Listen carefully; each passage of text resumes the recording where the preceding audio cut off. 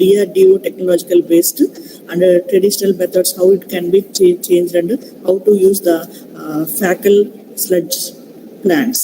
And he discussed about the solutions not only in schools and colleges, but also even he shared his success stories in especially adding sanitation in schools as a midday meal program in Alwa Raj, and also in nutrition and sanitation in programs, including in schools, and Swachh Bharat Vidyalaya in collaboration with GAIL India Limited and also the Dalmia Bharat Group Biotech.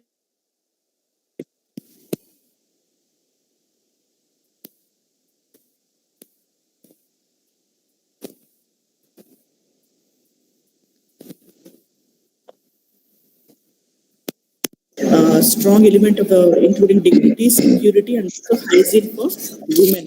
And the third session was given by Professor I. Satyasundaram Garu. Sir was discussing about the $5 trillion economy in 3 parts. The first part, he brought the classical economy to the modern economy, the background of the economic views. And then next he discussed about challenges. And finally, he discussed about the measures initiated, what are needed here. And he was talking about relevance of the optimism. And in his challenges, he mentioned about how to attain the growth and how to control the unemployment and what measures to be taken, especially initiated by the government, and to improve the situation. So he suggested some models like a Kerala model, win-win model, which will be suitable to attain or to. And we have in the last session Professor A. Chandramohan Garu from the Central University of Tamil Nadu, Tiruvallur, and Sir was mentioning about infrastructure. He has touched the area infrastructure, where he was discussing and giving the data about the how to $8 trillion economy in 2024, the largest economy, the vision and mission attainment by spending lot of or giving more importance to infrastructure, and where he was discussing about Indian Railways, Airways, power generation, coal and everything, and new renewable energy also. Then the Swachh Rail, importance of networking, and he concentrated on collaborative and innovative designing developed model for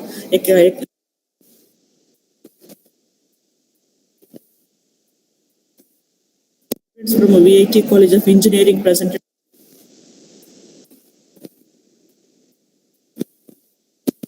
And we have a session, the last day session is here. We have 4 resource persons.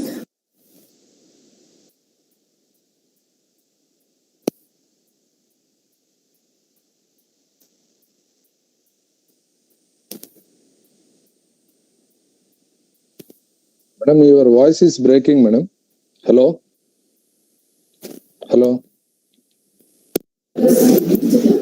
Your voice is breaking, madam. Dr. Bhavani from Layala Academy, sir. This is the today's program. Now we'll start our program. Now,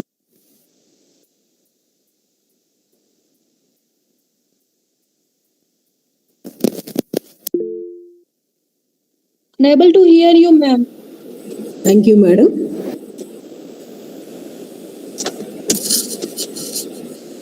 Respected resource persons, dear colleagues, and my dear students, good morning to one and all. I'm so profusely overjoyed to introduce our today's resource person, Sri Bm Balakrishna Garu, born in 11th June 1979 at Sankarayalpet village, Sivadi Post in Pedapananji, Chittoor, Andhra Pradesh, India. He completed his Masters of Business Administration from Sikkim Manipal University, Sikkim. Sir is the elder child belonging to a family where his father is a farmer and mother is a national award-winning school teacher.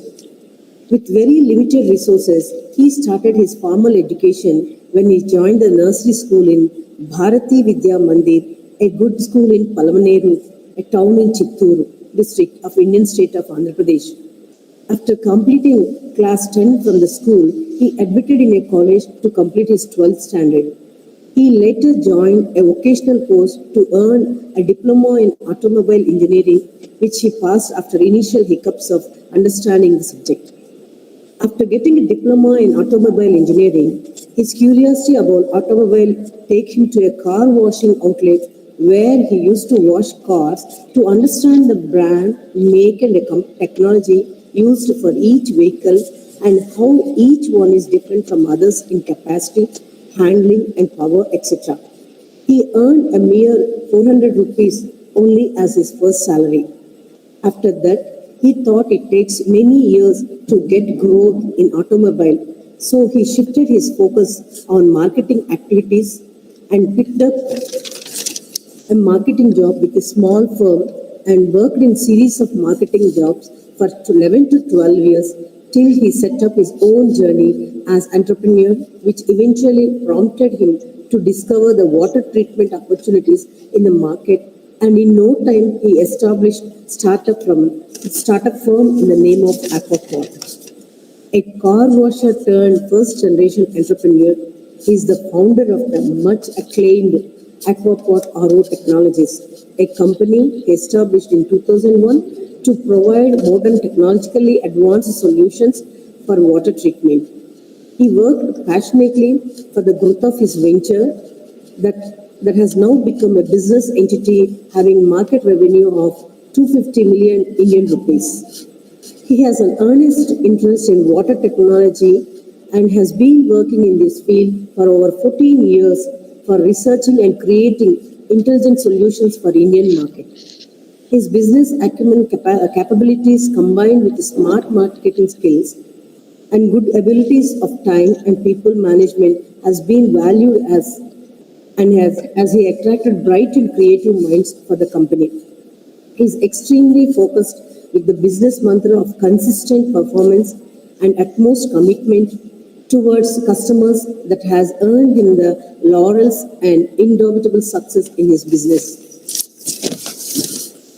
He succeeded in creating a formidable brand of his company and is providing livelihood to more than 200 families. His area of business, which was limited to Hyderabad initially, has now spread across South Indian states, and he has strategic plans to make it a pan-India basis. He had been blessed with extraordinary business acumen, and his works towards creating a sustainable difference in water treatment market has earned him valuable recognitions and awards. In fact, he was the youngest winner to receive the coveted Asia's Greatest Leaders Award. Some of the recent appreciations and awards are Asia's Greatest Leaders Award by Asia One, Water Digest Award as Blue Crusaders, Dare to Dream Award by Z Business, Amazing Entrepreneur Award by the Weekend Leader VIT, India Water Leaders Award. He is also an invited guest speaker for Vellore VIT, Gauhati IIT, Josh Talks Telugu, G Business TV Show, CII and India. He is associated with a number of charitable organizations working for the upliftment of economically and socially vulnerable section of the society. He is a firm supporter for remote schools by providing safe drinking water till date he adopted around 20 government schools. He also doing many CSR activities under his organization. Sir, we are very happy to be associated with you today. Now I request sir to share his expertise. Thank you, sir. Yeah. Good morning to everyone. Thanks for a very elaborate introduction. I am very thankful for the opportunity given by Mary Stella College and the professors, and especially Josephine Madam. Hello, Madam. Not audible. Not audible. Yes, ma'am. Okay. Yeah.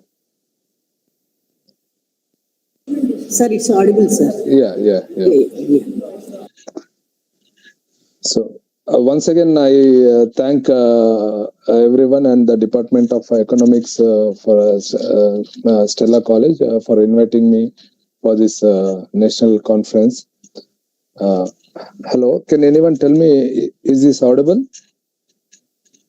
Sir, audible, sir. Yes, ma'am. Yeah. Uh, uh, uh, Thank you everyone for inviting me for this national event for this for Indian economy. Aaatma Nirbhar Bharath for a $5 trillion dollars economy for 2024 to 25. So, here, as an Indian economy, if you talk about Indian economy, it's a collective of all the Indian businesses from various departments like agriculture, traders, and all the economy. It concludes as the Indian economy. So here we normally, as a individual growth is equal to the Indian economy growth. In this way, just I need to narrate my story as an example. How an individual contributed to Indian economy. So it's nothing but like I. Hello, yes sir. Hello, yes sir. Hello. Yes, sir. Go Sir, ahead. audible, Yes, sir, yes, audible, yes, sir. audible. Yeah. So here I need to share my experiences because see, always like coming from a small village without any business experience or any entrepreneurial past experience in my family, something like that, coming into business, and how come we can take it to a up to some extent. So this is how I experienced it. So here today I got a chance to explain about my experience for the professors along with the students who are all there.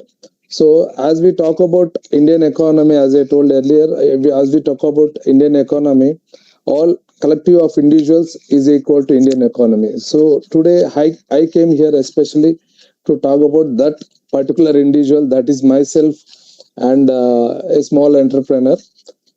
So here I need to share my experience in such a way like so let me start with how about my small my primary education was went through. So I came from a very small village as madam already told in the introduction. I came from a very small remote village. From there I went to studies for a nearest town for English medium. So there up to 10th it was everything was fine. So in intermediate I have taken a vocational course.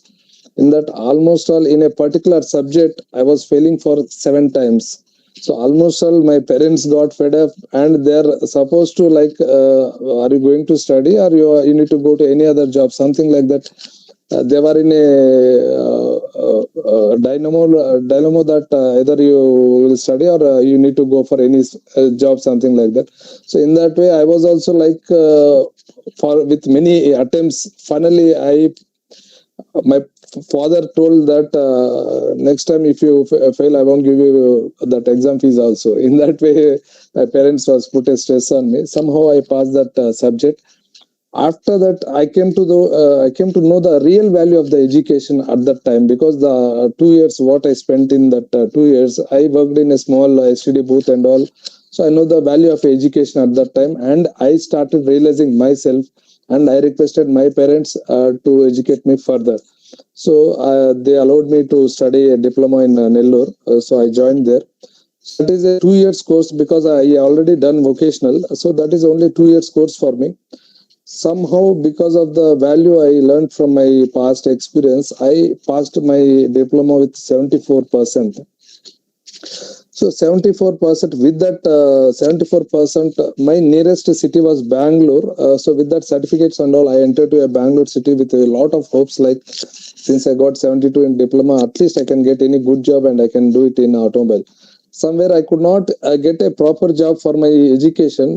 So when I went to Bangalore, my mother gave me like 1,000 rupees notes, which came out of my milking from a cow. Like that is a monthly bill. At that time around 2000, that is 3 rupees per liter. So I know the value of every rupee. So daily that 1,000 rupees is going down and I could not get a job. So in that way, somehow I can't go back to my village with empty hands. So I requested one small Maruti service station, like sir, irrespective of my education, if you can give me any job, that will be very helpful to me. So that person allowed me, and he has given me opportunity as a car washer. So yeah, that's how my career started, from a car washer as a rupees 400 rupees as a salary. The reason why I'm telling all these stories was somewhere some people will they don't like see, nowadays it is happening like common people are thinking like only if you are having money then only you can do business, then only you can build a company, something like that. To overcome that concept, just I'm narrating my story. So that car washer job, see, I was doing that car washing job. I was a very passionate. Like even if you give me car today, I can tell proudly that nobody in the world can wash a car better than me, because I will put all my passion and efforts. Because it is not a small thing if we talk about world best work. So there, our passion and commitment towards that work comes out. So in that way, I will do each and every work with such a passion.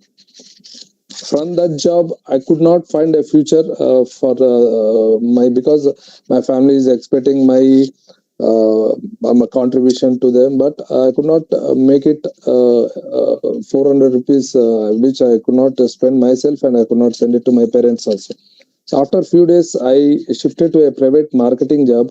I was a very hesitating guy due to marketing, but still I'm forced to do that marketing job for rupees 2000, around 2001, the year 2001.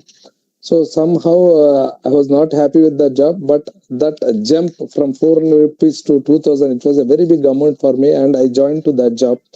So like that, a series of job in marketing for 10 to 11 years, something like altogether. So I was doing some marketing jobs with 2 to 3 companies. I shifted. I'm doing that marketing job. Somewhere I was not happy with the job culture, because in a marketing everywhere there is a journey, like 26 days you need to travel, or 25 days you need to travel, or 20 days. So most of the time will be in traveling. So at that time I decided like, no, this is not the time. Like I was recently at that time I was get married very recent. So I was like, I could not spend time in home, and as well as I was busy with the touring. So whenever I take a bag of my, still remember my wife used to cry like, again when you come back, 5 6 days, something like that. So parallelly, the companies, especially in Indian companies, like whatever the target they are putting on us, which is very difficult to achieve. If at all we are achieving, it will be something like the company will not be happy with that, because they are always having their own calculations towards an employee. So that is how the Indian marketing culture was going. So I was even fed up with that toxic culture of corporate marketing and targets and all. So one fine day I thought like, this is the time to quit a job and I need to do something, because really I was not having any idea, except that toxic culture forced me to do something. So I decided, and I told to my parents and my nearest friends and all, like that I need to start up a new business. So everybody is told that this is not the time, and please don't do that. You are having a family, very recent family, you can't go like that. So there I stand up, and like from my old company, they have given me 7 lakhs as a PF amount. That PM amount, while thinking of a new business, a few of my friends told me that if you can put it the money in a share market, it will develop like anything, and will be, that is also a kind of business. So I was like a very aggressive guy, which was that 7 lakhs was put it on the share market, but I was very aggressively trading in that share market. Unfortunately, if you are investing in any share market, you should be having some patience. That was not with me, because I was thinking like aggressive marketing will get, aggressive trading will get a lot of money, something like that. Without zero knowledge, I done a trading for 1 week. So almost all my 7 lakhs got 1.27 lakhs within 7 days. It was drained out to 1.27 lakh. So I thought this is not my kind of business, and this is not the way how we need to trade bull. So I shifted, like I have taken my money back, that 1,27,000. And here my entrepreneurial journey starts. Like I don't have any idea what to do the next, but I'm having only 1,27,000 in my hand. So with that money, I started one small office in Hyderabad with zero knowledge. So one of my friend suggested me like the water business is booming. I like anything if you can get into this business, hopefully you can grow like that. My friend advised me. So in that way, I shifted that 1,27,000 to that water business. So I visited one Chennai Expo. There I got some knowledge of water purification, and after that I purchased a few water purifiers with that 1 lakh amount, and that is how I started my business. So in this, say buying and selling is again nothing but a normal trading. I thought like again we need to do some innovation. So since I was a automobile engineer, I could not get a chance to open or service any car. But here I got a chance to open that water purifier. One day I sat and I opened that complete water purifier set. So I was counting the components. There was 47 components from small to big. So it was very crazy to open. It was very easy to open also. I was very surprisingly counting that components. I thought like if I put all the 47 components with a premium grade, and if we can name something for this product, so we can automatically develop our own brand. In that way, I tried to search for each and every component in the market for a premium grade, and that is how I collected the premium grade material, and I prepared one water purifier, and uh, I kept in my table. So there it comes like how to go into the market with this new product. So there I thought for a good name. So 1-2 days I was thinking, and finally I named it Aquapot. AQUAPOT. It's aqua is water and pot is nothing but the first where our ancient days people used to carry that traditional pot. So mixing with the both, the name was Aquapot. So initially my friends and relatives supported me like anything like business. They supported me. This is how my entrepreneurial journey started with that very limited amount. So at that time, no doubt, I was not having money. I was not having any idea. There were hundreds of reasons to me to like there is a limitation for growth. But I thought like I should forget that I don't have money and I want to go for that. In that way, I motivated myself, and I never let myself to know that I don't have money to do business. So in that way, we developed like slowly we are getting into the market. The customers are growing. So I thought like instead of selling a person selling a product, if a collective of person sell the same product, so the brand will reach very easily. In that way, I used to appoint small dealers like Vijayawada, Eluru, Tirupati, Hubli, all the places, small dealers, and I used to give a good margin to them because they are already know how to service the purifiers. In that way, the brand was grown like anything within a couple of years. So in this journey, like if I see for any initial entrepreneurs like a small and medium entrepreneurs, it is very hard to put their money into the business because see the business growth will be if we are lucky the business will be growing, and if we are committed the business will be growing. So in that way we need at least minimum funds to pump into the company to get developed, because see we are all self-made entrepreneurs. We don't know how to approach and whom to approach for that funds. So initially we try to collect it from our relatives, friends, something like that, but it is not a very big amount, very small amount, like hand loans and all. So there we try to, after 2 to 3 years, there we try to approach the private banks for loans and all. So wherever the banks we approach now, they will ask for collateral. Here where we are lacking is even the bike what we are using was a second hand bike, and we are paying EMIs. and there is no collateral, nothing for us to put it in the bank and to take the amount. So that is how I faced a lot of issues with banks, because no banks will give without any collateral. So in that way, instead of thinking in that way, I thought like, let us do in our own way. Somewhere I got access to a bank, like they have given me a very limited personal loan of 3 lakhs with my 3 years IT returns. So that that 3 lakhs, if I get it, I could little bit expansion in my office. So in that way, I put that 3 lakhs into my business and I expanded little bit further. So like that, we developed our brand from Hyderabad to the nearest cities and southern part. So today, if we tell like Aquaport, we are completely catered in South India. Like we are having a branches in Vijayawada, Tirupati, Hubli, Chennai, Bangalore, Elur. There are so many branches where we are having offices, and we are catering that domestic and commercial water purifiers all together. See here, the challenges for any entrepreneur, as we are talking to like Indian economy and all, no doubt the small entrepreneurs contribution is also very big, because the small players are their contribution is very big to the Indian economy. Here, like the bankers, where they are not interested to give any loans without collateral.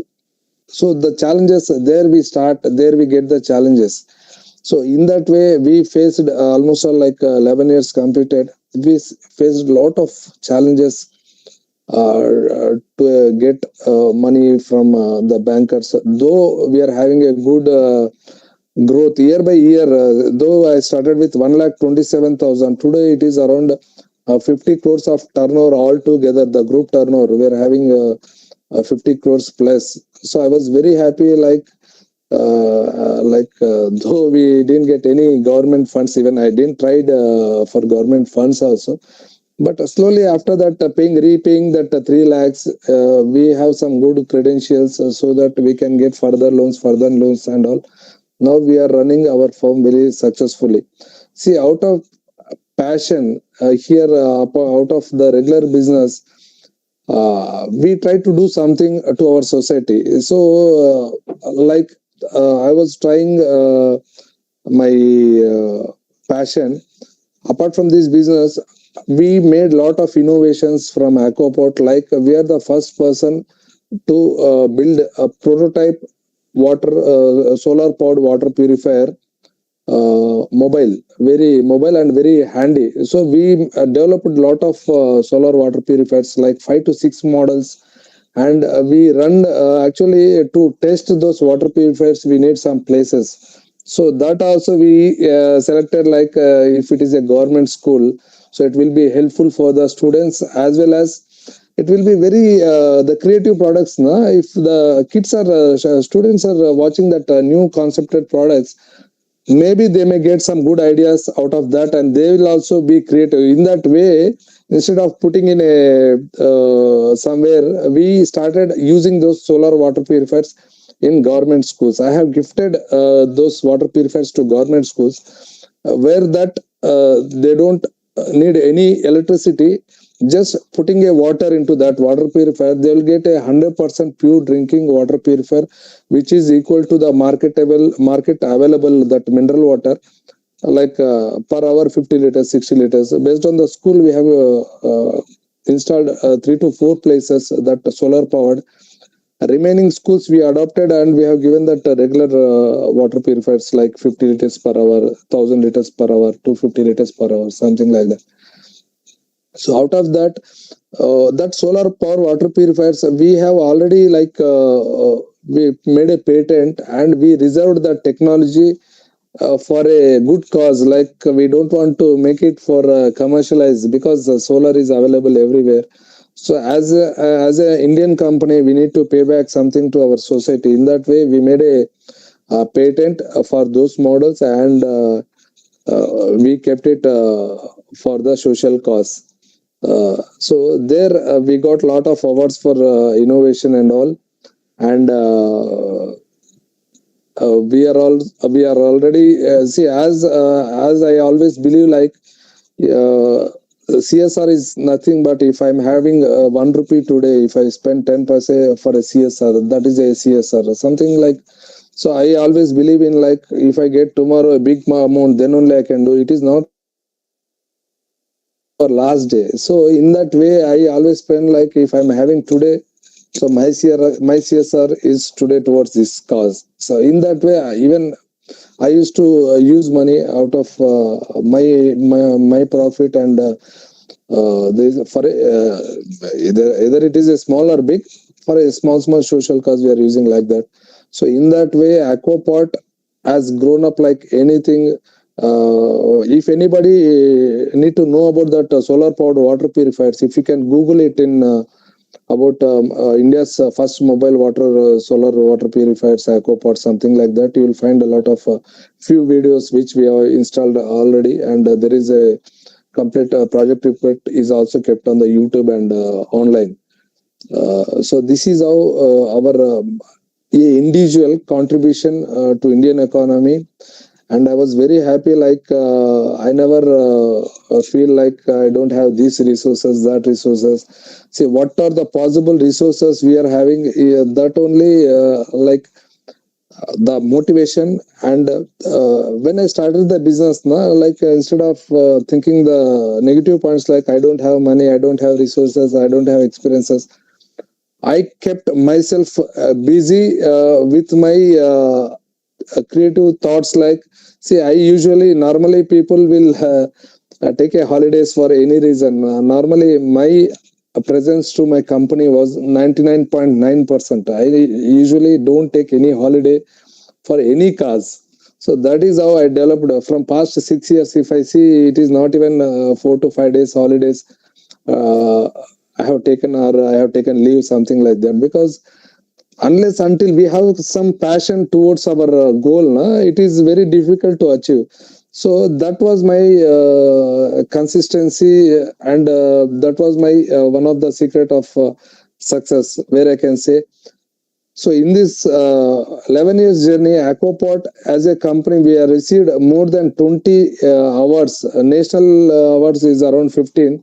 International almost all 4 to 5 awards we have received, and I am very happy to share that today I am like Aquaport is one of the leading water purifier company in India.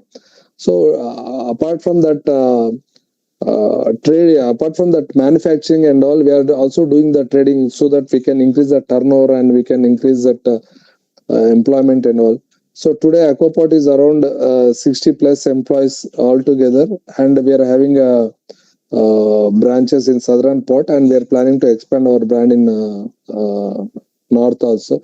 Within a couple of years, we are thinking to make some joint ventures with any Indian company, and with some good partnership, we can even spread over the countries.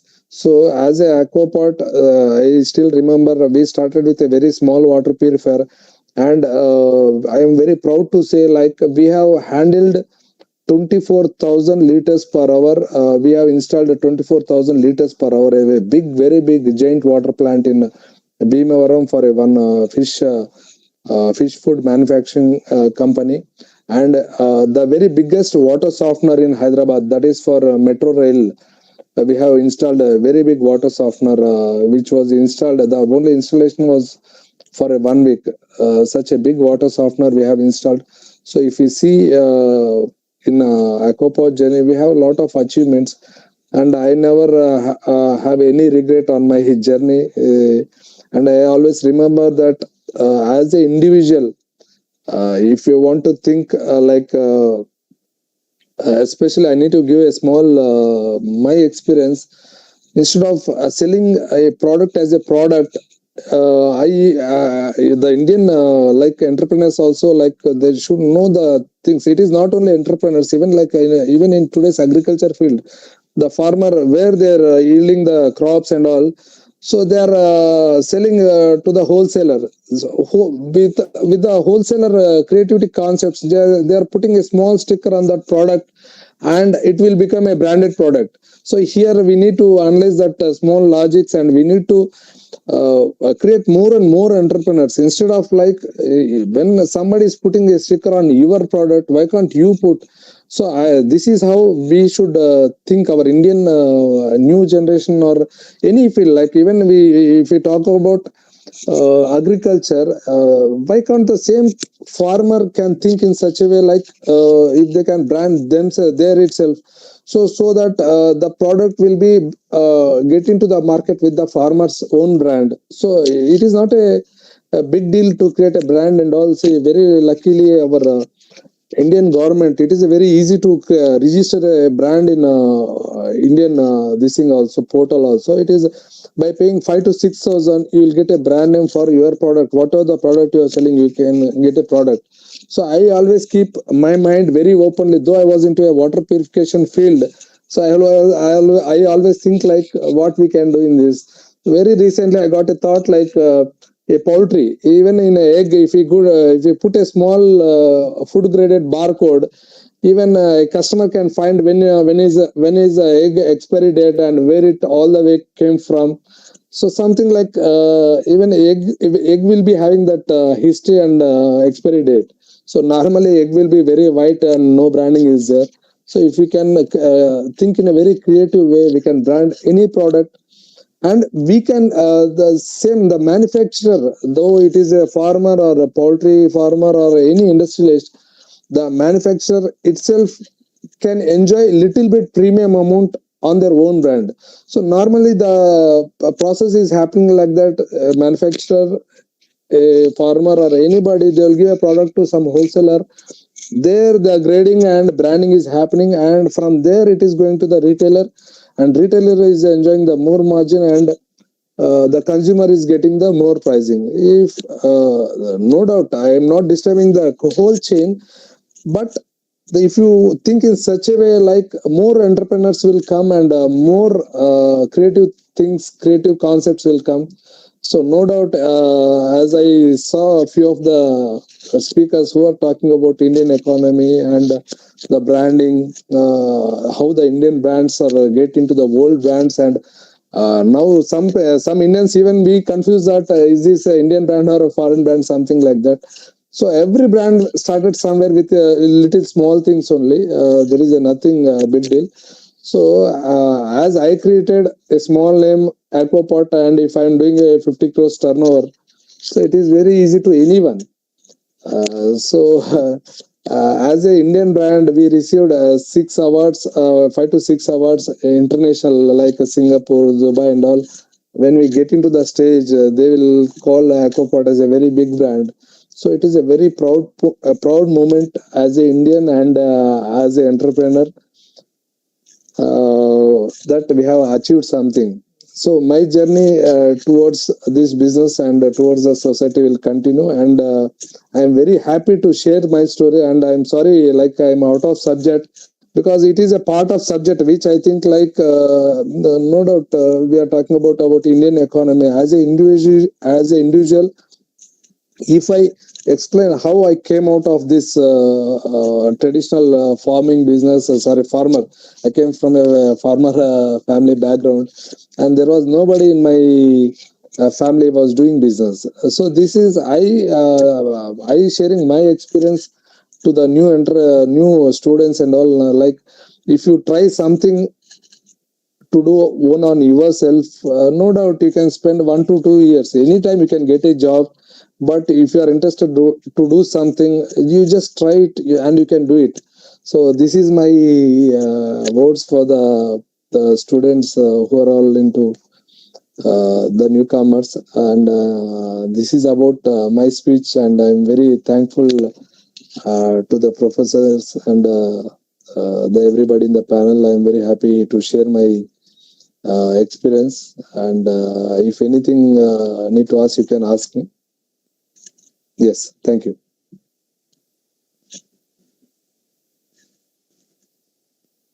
Madam? Yes, sir. Yeah. Yes, sir. Yes, sir. Yes, sir. So, Yes. Any questions or anything you can ask me if.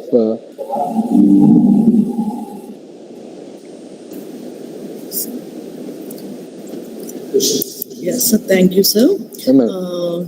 With this, with your industry, is there any possibility to collaborate and start plant in colleges like us?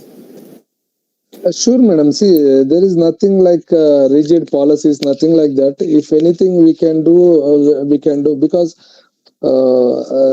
see, most of the colleges, rural people will come to the colleges and they don't have any idea about business. The reason why I'm always sharing this story, because the young people, they can think like we can do anything. So normally people will think money is an investment for any business. For me, if you ask me, like for any business, money is not an investment. The only thing, the fear, you want to come out of that fear and you want to start with your passion, so you can do it. So according to me, money is a secondary part and first is a passion. And the step, there is a saying in Hindi, डर के आगे जीत है. You need to pass out that fear, then only you will get success. So nowadays, like rural people, maybe there are, luckily we are having YouTube and all, there is a lot of motivational and success stories in the YouTube, but I don't know how many people will get into that stories, because wherever we are opening that social media, so unconsciously the unrelated subject, we are spending a lot of time in that. I'm sorry, like the main motivational subjects are not coming in such a aggressive way, than the unrelated subject and stories are coming pop up like anything in that social media, but we can't do it anything.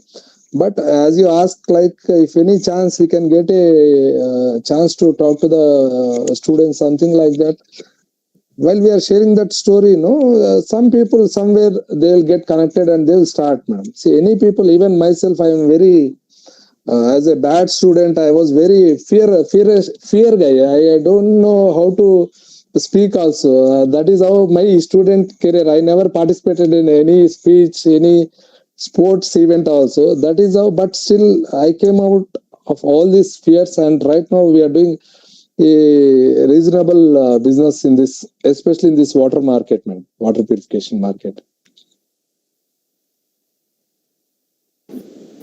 Bhavani ma'am, good morning. Ma'am, hello, Bhavani ma'am. Are you there, Hi. Bhavani ma'am? Hello. Yeah, madam. Madam, good morning. Good morning. How are you, Balakrishna garu? I'm fine, madam. So nice. Thank you, Thank you madam. so much. Stella is my alma mater. అక్కడే చదువుకున్నా నేను. Oh, great, madam. Great. అక్కడే చదువుకున్నాను, అక్కడే 14 ఏళ్ళు ఉద్యోగం చేశాను అనమాట. సో వాళ్ళందరూ నాకు బాగా పరిచయస్తులు, బాగా క్లోజ్ పరిచయస్తులు కాదు, వాళ్ళందరూ నాకు చాలా సన్నిహితులు. Very happy, madam. Very happy. And Bhavani madam, whenever I talk to Bhavani madam, she always like motivates me. Sometimes even there is no subject, I will call madam for talking to 5 to 10 minutes, because as an individual, whatever the motivation we will be having, somewhere will be missing. So sometimes we need to talk to our madam. She'll give a lot of good inputs, so that at least we'll be in that, we'll back to that motivation. Very thanks, madam. Thank you. మీరు మా college తోటి connect అయ్యి మీకు అందులో branch కూడా ఉందని చెప్తున్నారు కదా. స్టూడెంట్స్ ఇంటర్న్స్ గా తీసుకోండి, తర్వాత ఏమో వాళ్ళని ట్రైన్ చేయండి. అండ్ ఒక టైంలో నేను ఏదో ఉద్యోగం కోసం మిమ్మల్ని అప్రోచ్ అయినప్పుడు ఎవరో ఒక అబ్బాయికి you said you are ready to make them franchise లాగా అని. ఆ పిల్లల్లో ఎవరైనా ఎంటర్‌ప్రెన్యూర్‌షిప్ మీద ఇంట్రెస్ట్ ఉంటే maybe some of them as a group they can take it. Yes, madam. Yes. అది sir. Thank you so much Balakrishna garu. Thank you, madam. Thank you, Josephine madam. Thank you, madam. Thank you.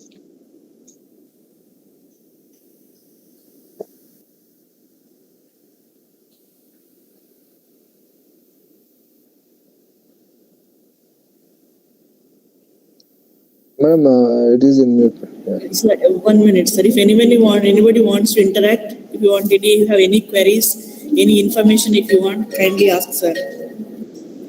A very motivational person, his life itself is very highly motivating. Swaroop madam actual గా చెప్పండి.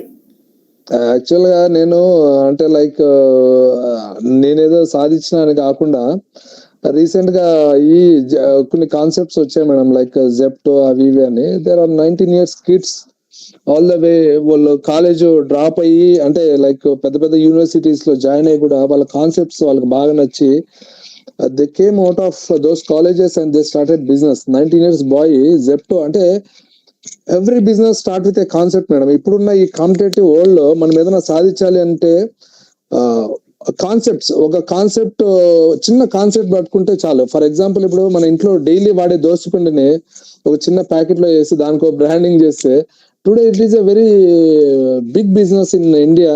ఇప్పుడు అది USA లో కూడా అదే అమ్ముతున్నారు. All the exports is happening with the same product. So ఇలాగా జెప్టో అనేది అంటే నేను నాట్ బ్రాండింగ్ ఎనీ ఇది, కాకపోతే వాళ్ళ కాన్సెప్ట్ చూడండి. ఒక 10 minutes లో ఫోన్ చేసి అదే ఆర్డర్ పెట్టిన 10 minutes లో మన ఇంటికి కొత్తిమీర కానీ లేకపోతే ఏదైనా చిన్న ఐటమ్ నుంచి సోప్ దగ్గర నుంచి ఎనీ అర్జెంట్ గా కావాల్సిన ఐటమ్ ఏదైనా ఉంటే they getting delivery in 10 minutes. So ఇది నేను ఎందుకు చెప్తున్నానంటే it's only a concept. So ఇలా కాన్సెప్ట్స్ ప్రతి చిన్న మైండ్ లో కూడా వచ్చినప్పుడు ఇది చెప్తే ఎవరు నమ్ముతారులే అని అనుకున్నప్పుడు వాళ్ళు కూడా వెరీ చిన్నగా స్టార్ట్ చేశారు మేడం. చిన్న ఒక డార్క్ స్టోర్ పెట్టుకుని అక్కడి నుంచి వాళ్ళు సప్లై చేసుకుంటా అలా స్టార్ట్ అయిన company today it is very big company. ఒక 2 పిల్లలు. సో నేను ఇవన్నీ చూసినప్పుడు నేను కొద్దిగా అంటే లైక్ మనది చిన్నదే కదా స్టోరీ, మనది చిన్న అమౌంటే కదా, 50 crores అనేది పెద్ద కాదు కదా అనేసి నేను కొద్దిగా ఎందుకు మనం పబ్లిక్ లోకి రావడం, ప్రతిసారి మన దాని గురించి ఎందుకు అంత గొప్పగా చెప్పుకోవడం అని అనిపించింది మేడం. బట్ వెరీ రీసెంట్ గా ఒక మ్యాగజైన్ అతను నాది స్టోరీ కావాలన్నప్పుడు ఫోన్ లో చెప్తుంటే, sir I think here after I need to take a break sir, ఇంకా నేను ఏదైనా పెద్దగా అచీవ్ అయిన తర్వాత నేను I can speak out sir అంటే, sir you should never do that. And మీ వల్ల ఎంతో మందికి అయితే ఇంకా ఎక్కువ మందికి చెప్పండి. బికాస్ ఎక్కడో ఒకటి it is not a small, ఎక్కడో ఒక చోట ఒకరు ఇన్స్పైర్ అయ్యి కూడా they can do like you and they can come out of that fear and they can do. So don't stop your story tell everywhere అని అతను అన్నప్పుడు, సో అతని కోసం నాకు మళ్ళీ నేను యాక్సెప్ట్ చేశాను మేడం ఇది. అలాగా ఐడి బ్యాటర్ ముస్తఫా మేము బెంగళూరు XIME లో ఉన్నప్పుడు కలిసాం. మీ వయసు ఉంటుందేమో, అంతకన్నా ఉండదు. అలాగే వాళ్ళకి ఇడ్లీ పిండిలో బొద్దింకి వచ్చిందిట. That made him start this. అది చూడండి మేడం, అసలు మనకు ఒకసారి మనకి ఏదైనా జరిగే ఒక బ్యాడే దాంట్లోంచి అంటే ఒక పాజిటివ్ థింకింగ్ ఉంటే దాంట్లోంచి కూడా మనం we can create the opportunities అనేసి ఒక ఎగ్జాంపుల్స్ చూడండి. నేను ఇందాక చెప్పిన ఎగ్జాంపుల్ ముస్తఫా గురించి, how the people are very creative and very happy. ఒక ఇప్పుడు ఇండియాలో దోసపిండి అంటే ఓన్లీ ఎక్కడన్నా దోసపిండి అనగానే వాళ్ళే గుర్తొస్తారు కదా మేడం. అదే మన పాతకాలం నుంచి 2000 ఏళ్ల నుంచి వచ్చిన కాన్సెప్ట్ ని ఒక బ్రాండ్ కింద మార్చుకున్నా చూసింది. సౌత్ ఇండియన్స్ 3 పూట్ల రైస్ తింటారట. పొద్దునేమో ఇడ్లీ లాగా తింటారట, సాయంత్రం ఏమో పునుగులాగా తింటారట. ఆయన కర్ణాటక వాడు, వాటి స్టార్ట్ చేసింది బెంగళూరులో. తమిళ MTR wanted to buy him, he said that. And తర్వాత మీరు చెప్పినట్టుగా కాన్సెప్ట్ అన్నప్పుడు జూమ్ కార్, మేము XIME లో ఉన్నప్పుడు జూమ్ కార్ CEO కూడా వచ్చాడు. He's not a Indian, he's not an Indian, he's also very young. Zoom car is a good concept, Ola is a good concept, Uber, then ఇలాంటివన్నీ కూడా అనమాట. So మీరు చెప్పినట్టుగా వన్ కాన్సెప్ట్, కాకపోతే ఐడియా అనేది 1% of the enterprise. The remaining 99% మీ యొక్క execution. మీరు చెప్పారు చూసారా, నేను ఒక్క రోజు కూడా హాలిడే తీసుకోకున్నాను అంటే మీరు చెప్పడానికి చెప్తున్నారు కానీ you are not feeling bad that you did not holiday తీసుకోలేదు. You are happy doing your work. అది ఒక జర్నీలో గోల్ ఉన్నప్పుడు ఏమవుతుందంటే మేడం, లైక్ మిగతావన్నీ మనకి చిన్నవి అయిపోతాయి madam. Like I missed my kids birthdays, I missed lot of family gatherings, marriages అన్ని మిస్ అవుతుంటాము. కానీ ఇక్కడ ఏమవుతుందంటే నాకు ఇప్పుడు నేను ఒక రేస్ లో ఉన్నా అనుకోండి మేడం, నేను ఇప్పుడు ఒక ఏదైనా ఒక మంచి రేస్ లో ఉన్నా, even if I take 5 minutes rest also, if I'm going to win, ఒక సెకండ్ కూడా రెస్ట్ తీసుకోండి మేడం. ఎందుకంటే we don't want to give a second chance. అంటే మళ్ళీ మనకి ఆ ఛాన్స్, మనము 0 నుంచి వచ్చాం కాబట్టి ఏదన్నా ఒక చిన్న మిస్టేక్ జరిగితే మళ్ళీ మనము తట్టుకోలేము. We don't have any backup. Because నేను చెప్పడానికి ఏమో చెప్తున్నాం మేడం. ఇప్పుడు మనం ఇంత టర్న్ ఓవర్ చేస్తున్నామంటే we have taken lot of bank loans and we want to repay them. అంటే ఎట్లుంటది అంటే we are into a cycle. So ఇందులో అంత పేషన్ అంత ఒక నిబద్ధత లేకపోతే అసలు చాలా కష్టం మేడం. అందుకే నేను ఎక్కడ ఛాన్స్ తీసుకోను మేడం ఏ విషయంలో కూడా. నేను అప్పుడప్పుడు అనుకుంటానండి, ఉద్యోగం చేసేటప్పుడు కూడా, ఉద్యోగం లేకుండా ఇంట్లో ఉన్నాం అనుకోండి, మామూలుగా ఖర్చు పెట్టుకోవడానికి డబ్బులేవి, మీ పిల్లలు పుట్టినరోజులు మీరు సంపాదిస్తున్నారు కాబట్టి పుట్టినరోజులు జరుగుతున్నాయి. ఓకే, అంతేగాని అందుకని దాన్ని మనం నెగటివ్ గా చూసుకోకూడదు, దాన్ని పాజిటివ్ గానే చూసుకున్నాం. Okay, as we are engaged productively, our family is able to enjoy. Our family is missing us and we are missing them. But if we are not productively engaged, family will not miss us, we will not miss the family. Yes madam. Bhavani గారు, I think మా wife కూడా చూస్తున్నట్టు నాకు doubt madam. ఒకసారి శరణ్య ఒకవేళ ఉంటే ఒక మాట మాట్లాడవా? I don't know. Hello. Yes, Saranya. She has come. Saranya, ఒక మాట మాట్లాడవా? Madam, you can ask any question about me, madam. This is the first time, I think. Very nice. Saranya, voice iva? I don't know. There is a woman behind every successful man. So, Saranya is the successful. Saranya is the woman behind Balakrishna. My mom also, madam. Amma Saraswati. Oh, nice, great. Both are starts with the S only lettering. Chala goppa. Thank you, madam. Yeah, I think. Nice.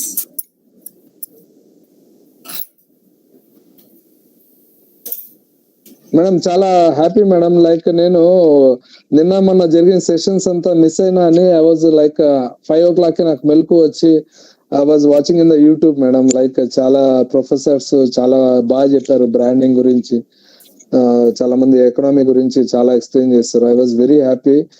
Though I could not watch it live, but YouTube లో అన్ని watch చేశాను madam. Like అంటే ప్రతి ఒక్కరు ఎక్కడో చోట how even if you're talking in to like Indian economy గురించి ఎక్కడో మనం ఒక ఆన్లైన్ లో మాట్లాడుకుంటున్నా, how passionate the people are. అంటే నాకే అనిపించింది లైక్ నాది కూడా పిటిటి ఉంది కానీ I could not present it, but చాలా హ్యాపీ అనిపించింది how collectively they are collecting the information and talking in such a way అనేసి 2-3 ఎపిసోడ్స్ చూస్తే నిన్న మొన్న జరిగినవి చాలా హ్యాపీ అనిపించింది. And I'm very thankful to that all participants and professors. Thank you madam. Sir, if your PPT is then kindly present, no? We have 10 more minutes time. Madam నా దగ్గర ఒక వాట్సాప్ ఉంది మేడం, మీరు కొద్దిగా అది చేస్తారా madam? అంటే like can you మీరు ఏమైనా present please madam. I will present. ఇప్పుడు it is a very small this thing. Sure, definitely. Send it, sir. పంపించాను చూడండి మేడం. ఇప్పుడు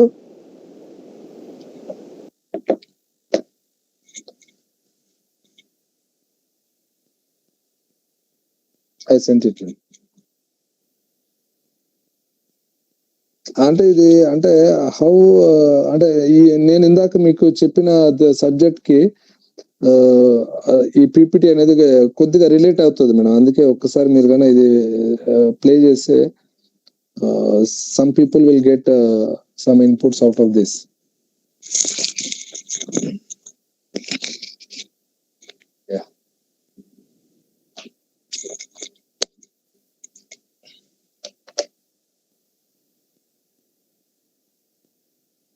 Sir, you explain one slide I will show. Yeah madam, it is nothing but like అంటే ఇది starting నా గురించి రాసుకున్నా. Like అంటే ఎంటర్ప్రెనర్ కి ప్రతి ఒక్కరు డెఫినేషన్ ఉంటది కదా మేడం. అంటే నేను ఎంటర్ప్రెనర్ అవ్వడానికి ఈ డెఫినేషన్ రాసుకున్నా మేడం. అంటే poor student who failed 7 times worked as a car washer for ₹400 per month is now an entrepreneur అని ఎందుకు రాశానంటే, ఎంటర్ప్రెనర్ డెఫినేషన్ అంటే ఒకటే ఉండకూడదని నాకు నేనుగా రాసుకున్న ఈ definition madam.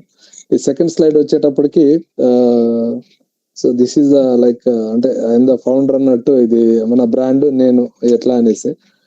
And the third slide which will show you like అంటే మన 2011 నుంచి స్టార్ట్ అయిన హౌ వీ హ్యావ్ గ్రోన్ అంటే ఏ విధంగా మనము అక్వాపార్ట్ స్టార్ట్ అయిన తర్వాత ఏమేమి ప్రోడక్ట్స్ ఎప్పుడెప్పుడు డెవలప్ చేసాము అనేసి ఇవన్నీ ఒక ఇది మేడం అది. And I forgot to share like one point like ఇప్పుడు హైదరాబాద్ లో తీసుకుంటే వీఆర్ హ్యావింగ్ అక్వాపార్ట్ మన గోడౌన్స్ ఆఫీస్ అన్ని కలిపితే it is around 20,000 square feet area madam. Like we're total into 20,000 square feet area of our godowns. Office godown తీసుకుంటే that much big warehouse we're handling in Hyderabad. And ఇది మన అక్వాపార్ట్ లో అంటే మేము ఏమేమి ప్రోడక్ట్స్ తయారు చేస్తాము అనేసి ఇందాక మీకు చిన్న ఎగ్జాంపుల్ చెప్పా కదా madam. Like branding, when we talk about branding, how will name the branding అనేసి. సో నేను ఏం చేశానంటే ఈ కింద కనిపిస్తున్న ఈ సిస్టమ్స్ కి కింద కనిపిస్తున్న చిన్న చిన్న అక్షరాలతో ఉన్నవన్నీ నేను క్రియేట్ చేసుకున్న ఓన్ బ్రాండ్స్ మేడం. అంటే ప్రతి ఒక్క ప్రోడక్ట్ ని ఏదో కొన్నాం అమ్మినాం అన్నట్టు కాకుండా ఆ ప్రోడక్ట్ మనకున్న క్వాలిటీలో తీసుకొని then we can sell it with our brand name అన్నట్టు. I have created more than 100 brand names. And అందులో కనీసం అంటే ఒక 20-30 సక్సెస్ఫుల్ గా ఇప్పుడు ఇండియాలో కూడా ఆ ప్రోడక్ట్స్ ఇండియాలో ఎవరు ఆ ప్రోడక్ట్ ని కొనాలన్నా ఇప్పుడు ట్యాంక్ ప్లాస్టిక్ ట్యాంక్ కొనాలంటే ఎలాగ మనం సింటెక్స్ ట్యాంక్ కావాలని అడుగుతాము, అలాగా మన ప్రోడక్ట్ కూడా అలా అయిపోయింది మేడం. కొన్ని అంటే అందులో ఒక 10-12 products they will call with our brand name. So అలా డెవలప్ చేశాను కొన్ని ప్రోడక్ట్స్. సో ఇక్కడ చిన్న ఇది పెట్టాను మేడం నెక్స్ట్ స్లైడ్ లో. ఇఫ్ లైక్ ఇది ఒక చిన్న ఎగ్జాంపుల్ పెట్టాను. అంటే ఒక ఎంటర్ప్రినర్ అనేవాడు థాట్ ఎట్లుంటది అంటే లైక్ ట్రేడర్ అనేవాడు ఒక పుచ్చకాయ లాగా అమ్మితే ఒక ఎంటర్ప్రినర్ వచ్చేటప్పటికి he will think unless until he think creatively he can't be an entrepreneur or any businessman like. So ఒక పుచ్చకాయ లాగా అమ్మితే అది ఒక 50 రూపాయలకు కొంటే ఒక 60 రూపాయలు అంటే ఒక 10 రూపాయలే ప్రాఫిట్ వస్తుంది మేడం. అదే దీన్ని అంటే ఇదేం చిన్న ఎగ్జాంపులే, అదే దీన్ని మనము లైక్ పీసెస్ తో అమ్మితే there will be one kind of profit and one kind of business structure. అదే మనం జ్యూస్ ఫామ్ లో అమ్మితే అగైన్ దెర్ ఇస్ అగైన్ ఇంకొక బిజినెస్ ఆపర్చునిటీ ఉంది అక్కడ. ఫర్ ఎగ్జాంపుల్ అదే జ్యూస్ ని ఒక 500 అమ్మాలంటే అగైన్ వీ షుడ్ థింక్, అంటే మనం 500 అమ్మాలి ఆ ప్రోడక్ట్ కంటే మనం how come we take that product to that pricing. అంటే దాన్ని ఏదో మన ఆర్గానిక్ అనో లేకపోతే ఆర్గానిక్ ఫార్మింగ్ అనో అంటే సంథింగ్ అలా క్రియేటివ్ గా పర్చేస్ చేసి దాన్ని జ్యూస్ చేసి అమ్మితే then also we can sell a same juice for 500 also. So ఇలా మన థాట్ ని బట్టి ఒకే ప్రోడక్ట్ ని ఎన్ని విధాలుగా అమ్మొచ్చు అనేసి ఒక చిన్న ఎగ్జాంపుల్ మేడం అది. అందుకే నేను అది ఒకటి ఎగ్జాంపుల్ పెట్టాను ఆ స్లైడ్ లో. And next slide madam, when we talk about like challenges, మనకి ఛాలెంజెస్ అనేది ఎట్లుంటాయంటే ఒక 1000 రీజన్స్ దొరుకుతాయి మేడం. నేను చాలా మందితో అంటే ఏ మనిషితో అన్నా మనం మాట్లాడేటప్పుడు మనకి ఎట్లా అంటే madam like will come to know what is his passion. ఏ మనిషితో ఒక 1/2 hour మాట్లాడాం అనుకోండి ఒక మనిషితోటి, వాళ్ళ ప్యాషన్ ఏంటో మనకు అర్థమైపోతుంది. ఒక సినిమా యాక్టర్ తో మాట్లాడితే వాళ్ళు ఎంత అవుట్ ఆఫ్ సబ్జెక్ట్ మాట్లాడినా ఒక 10 minutes తర్వాత they will come to cinema again. So అట్లా నాతో ఎవరు మాట్లాడినా నేను బిజినెస్ గురించే మాట్లాడుతూ ఉంటాను. Then I will always suggest మీరు ఇది చేయగలిగితే చేయండి అని I will give a opportunity to every one. But అందులో చాలా మంది they will find out reasons. Sir నాకు భాష తెలియదు, నా దగ్గర డబ్బులు లేదు, మా ఇంట్లో ఎవరు చేయలేదు అని చాలా మంది చాలా రకాలుగా రీజన్స్ చెప్తుంటారు. అందుకోసమే నేను ఇది ఒక వర్డింగ్ రాశాను. అంటే ఇది నా ఎక్స్పీరియన్స్ లో నాకు ఈ బిజినెస్ కెరీర్ లో నాకు 1000 సార్లు అనిపించుంటది ఎందుకు వచ్చాం అంటే like there is lot of మన పని మనం చేసుకొని పోతా అంటే కూడా లాట్ ఆఫ్ డిస్టర్బెన్సెస్ వస్తుంటాయి, ఛాలెంజెస్ వస్తుంటాయి. 1000 రీజన్స్ వచ్చాయి నాకు ఈ గివ్ అప్ చేయడానికి. But I never gave up on my mission. Just నాకు ఒక్క రీజన్, నాకు మూవ్ ఆన్ అయ్యేదానికి ఒక్క రీజన్ ఏదైతే ఉందో ఆ ఒక్క రీజన్ పట్టుకుని నేను మూవ్ ఆన్ అవుతూ ఉంటాను. And I never give up also. అందుకోసం నేను ఈ కోట్ రాశాను madam. And when the next slide it is like the awards what we have received. ఇందులో చాలా ఫొటోస్ ఉన్నాయి మేడం. లైక్ అమితాబ్ కాంత్, మన ఇందాక నిన్న మేడం గారు మాట్లాడుతూ మన నీతి ఆయోగ్ సిఇఓ అమితాబ్ కాంత్ గారితో, మన తెలంగాణ మన జేఎస్ రంజన్, మన ఇండస్ట్రియల్ మన సెక్రటరీ జేఎస్ రంజన్ గారితో విఐటిలో తీసుకున్న ఫోటో ఉంది. అండ్ దుబాయ్ లో మేము తీసుకున్న అవార్డు ఫోటో ఉంది. అండ్ జీ బిజినెస్ ఛానల్ కి ఇచ్చిన ఇంటర్వ్యూ ఫొటోస్ ఉన్నాయి, నేషనల్ సెంట్రల్ మినిస్టర్ తో తీసుకున్న అవార్డ్ ఫొటోస్ ఉన్నాయి. These are all my like our achievements. Aquapot achieve ఇన్ని రోజులు అచీవ్ అయింది. అంటే ఈ ఫొటోస్ ఎందుకు పెట్టానంటే ఒక విలేజ్ నుంచి వచ్చి కూడా even you can travel out of country for your achievements అనే దానికోసం ఈ ఒక ఫోటో పెట్టాను. So the next slide like అంటే ఒక ఎంటర్‌ప్రెన్యూర్ గా you should think always about like being focused, being passionate, being self motivated, seeing things differently.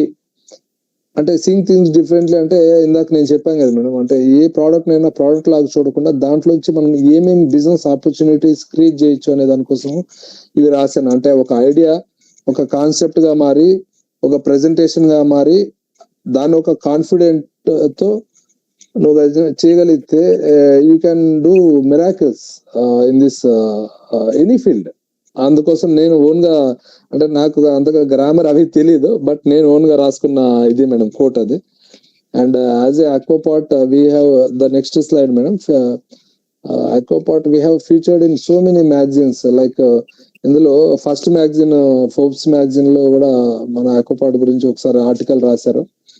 Second ఏంటంటే Indian water leaders అని, వాటర్ లీడర్స్ ఒక నాకు ఫుల్ పేజ్ మ్యాటర్ అదే photo పెట్టి పక్కన there are number of Indian business man, water business లో ఉన్న వాళ్ళు చాలా మంది ఫొటోస్ పెట్టారు. అందులో నా ఫోటో కూడా సెకండ్ ఫోటో పెట్టారు. I was very proud because south ఇండియాలో I'm the only person in this photo. ఇది 2018-19 లో ఒక మ్యాగజైన్ ప్రింట్ చేసిన ఆర్టికల్ అది. సో ఇట్ వాజ్ సో నన్ను ఎవరన్నా అంటే నువ్వు వాట్ ఈస్ యువర్ ప్యాషన్ అంటే, నేను ఒక చిన్న ఎగ్జాంపుల్ చెప్తుంటా మేడం ఇప్పుడు కూడా. ఫస్ట్ లో నేను when I started my talk I told that I can wash car better than anyone in the world అని ఎందుకు పెట్టానంటే లైక్ ఇట్ అంటే నేనే చేయగలుగుతాను కాదు, it is my passion towards any work. ఏ పని చిన్నది కాదు, అలా అని ఏ పని చిన్న పని చేసినా దాంట్లో మనసు పెట్టి చేస్తే అది చాలా పెద్ద పని అవుతుంది అనేసి ఒక దీంతో నేను రాసిన కోట్ అది. నాకు నేను రాసుకున్న ఒక కోట్ మేడం. అంటే చాలా మంది అడుగుతా ఉంటారు like what is your achievements అని. నాకు అప్పుడప్పుడు నాకే డౌట్ వస్తుంది నేనేం అచీవ్ చేసిన అనేసి. So I use to Google it some times. So అందుకే ఊరికే అట్లా స్లైడ్ పెట్టాను ఒక screen shot. Like Google, if you Google about Aquaport or if you Google about Bm Balakrishna, you will come to know what I achieved అనేసి దానికి ఒక example గా creative గా అది నాదొకటి గూగుల్ పేజ్ ఒకటి పెట్టాను. ఫైనల్ గా చాలా మంది అంటుంటారు అన్ని డోర్స్ మూసుకున్నాయి అనేసి. అరే డోర్స్ మూసుకుంటే ఏముంది, దాన్ని బ్రేక్ అన్నా చేయాలి, లేదా మనం ఇంకొక డోర్ అన్నా తయారు చేసుకోవాలి. సో దేర్ ఈస్ నో అంటే చేయాలనుకునే వాళ్ళకి వీ కెన్ డూ ఎనీథింగ్. అంటే ఆ మనసు ఉండాలే కానీ ఖచ్చితంగా ఆ మార్గం ఉంటది. ఒకవేళ నా ఉద్దేశంలో ఆ మార్గం లేకపోయినా మనమే ఒక 4 అడవిలో కూడా మనం ఒక 4 సార్లు ఒకే రోడ్ లో నడిస్తే అదే ఒక మార్గం అవుతుంది. సో నేను ఎప్పుడు ఈ కోట్స్ కూడా నేను నేనుగా రీక్రియేట్ చేసుకుంటా ఉంటా. So even there is no way, you create a way. మనం 4 సార్లు నడిస్తే అది ఒక దారిలా కనిపిస్తుంది, దాంట్లో ఇంకొకరు నడుస్తారు. అట్లా I create my own quotes always. ఎందుకంటే నాకు ఇంకా బిజినెస్ ఇది తప్ప వేరే ప్యాషన్ ఏం లేదు madam. So I use to like చాలా మంది రాస్తుంటారు like quotes, I may not win definitely but I may not win immediately but definitely అనే కొన్ని కోట్స్ ఉంటాయి. అవి చూసినప్పుడు నాకు అది ఎవరో రాసిన కోట్, మనం కూడా దాన్ని అలాగే చదివితే ఎట్లా అంటే I may not win immediately అని అందులో కోట్ ఉంది. అది ఎంత డిమోటివేషన్ గా ఉంటదంటే, అంటే ఒకవేళ ఇప్పుడు నీకు అవకాశం వస్తే విన్ అవ్వడానికి why you take a chance అంటే అది కోట్ ఒకసారి మనం చదివితే I may not win immediately but definitely అని ఉంటది కోట్. అది ఒకటి, దాన్ని అందరూ అలాగే ఫార్వర్డ్ చేస్తుంటారు. కానీ why can't you rewrite that quote I can win immediately అనే అవకాశం వస్తే why can't you take a chance అన్నట్టు నేను నాకుగా ఆలోచిస్తాను మేడం. లైక్ అంటే I not finding faults in other courts, but నాకు నేను ఇలాగ ఆలోచిస్తే మనం ముందుకెళ్తాం అనేసి I always think in such like ఎవరో చెప్పిన దాన్ని మనకి అనుకూలంగా మార్చుకొని నేను దానికి నాకు కావాల్సినట్టుగా నేను చదువుకొని నేను మూవ్ ఆన్ అవుతుంటాను మేడం. అది yeah Joswin madam. This is about my slide, madam.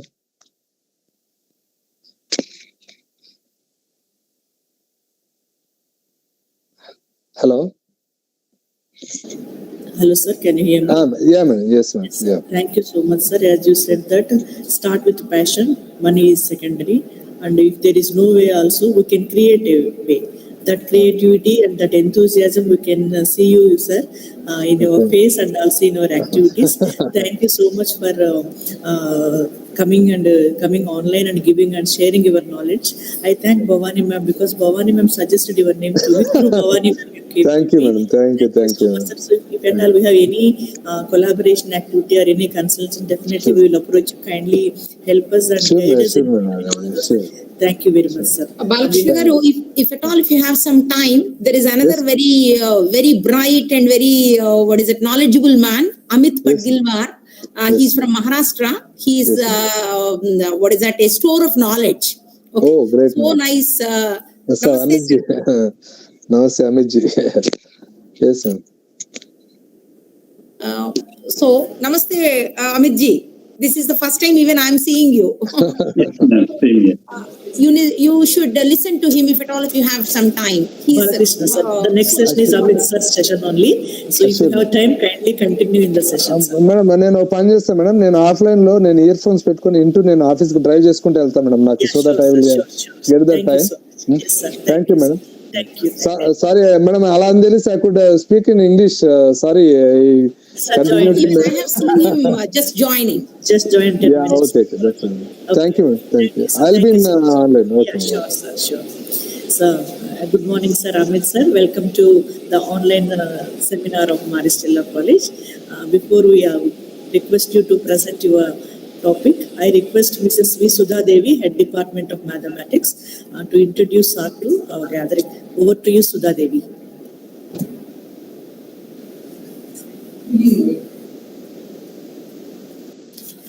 Good morning, everyone. Good morning, ma'am. A warm welcome, sir, Amit, sir. A definite, hope I'm audible, ma'am. Sudha, yes, Sudha, you carry on. Yeah, I'll continue. Bhavani, ma'am, good morning, ma'am. Nice to see you after a long time. Good morning. Thank you. A definite sense of purpose, will to lead and succeed, keen eye for industrial innovations, penchant for setting benchmarks in the agricultural industry, proactive administrator. He is none other than Mr. Amit S. Padgilwar, Director, Padsons Industries Private Limited, Akola. I deem it my privilege to introduce the resource person for this technical session, Mr. Amit S. Padgilwar. Sir completed his secondary and higher secondary education from Akola.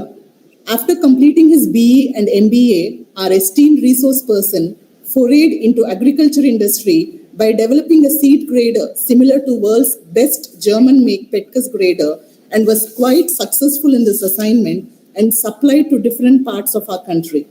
The next major innovation by Mr. Amit ji was in the development of gas-based delinting plant for cotton seeds, which produces better quality cotton seeds, and this is a powerful example of Make in India policy by our government. Our enigmatic resource person is at the forefront of manufacturing agricultural machinery, which include seeds and grain processing machinery, pollution control systems, silo bins for grain storage, cut seed separator, gas-based delinting plant for cotton seeds, mud ball separator, maize sheller cum grader. Under Mr. Padgilwar's dynamic leadership, Padsons Industries is into exports at international level with countries like Bangladesh, Iraq, Nigeria, and United States of America. Our honorable resource person's remarkable career is dotted with numerous honors and awards. To list a few of them, Best Industry of the District Award by DIC, Export Award by Industry Ministry, Government of Maharashtra in the year 2006-7. Sir has got 5 patents to his credit. Recognized. Sir's industry is a recognized R&D center of DSIR, Ministry of Science and Technology, Government of India. Udyog Shri Award by Maharashtra Chamber, Mumbai. Eminent Engineer Award by the Institution of Engineers in the year 2009. Rashtriya Udyog Ratna Award in the year 2009 from Indian Organization for Business Research and Development, New Delhi. Madhavrao Bide Udyog Gaurav Awards in the year 2019. Vidarbha Udyog Gaurav Awards in the year 2021 for the most promising unit in developing districts. Sir, to conclude, I am reminded of this quote, which I am compelled to say. Yesterday is but a dream, tomorrow is only a vision. But today, well lived, makes yesterday a dream of happiness, tomorrow a vision of hope. Our prolific resource person, Mr. Amit S. Padgilwar, has personified this quote in his remarkable career. Sir, it's really an honor and privilege to have you with us as a resource person for this technical session. A very big thank you from all of us, sir. A warm welcome once again. Thank you.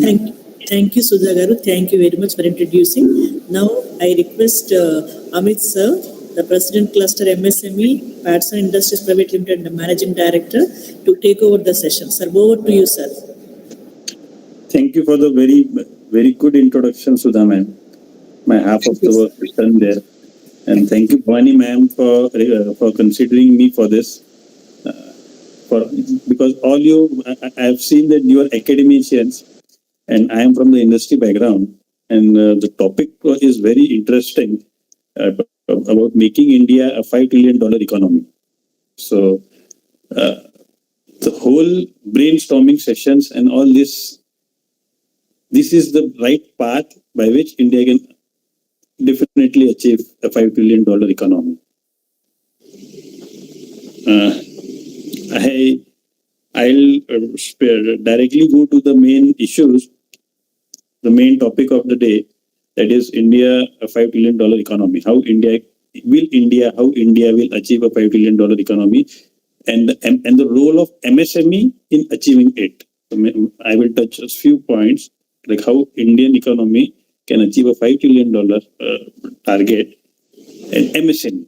So to start with, I'll take myself as an example.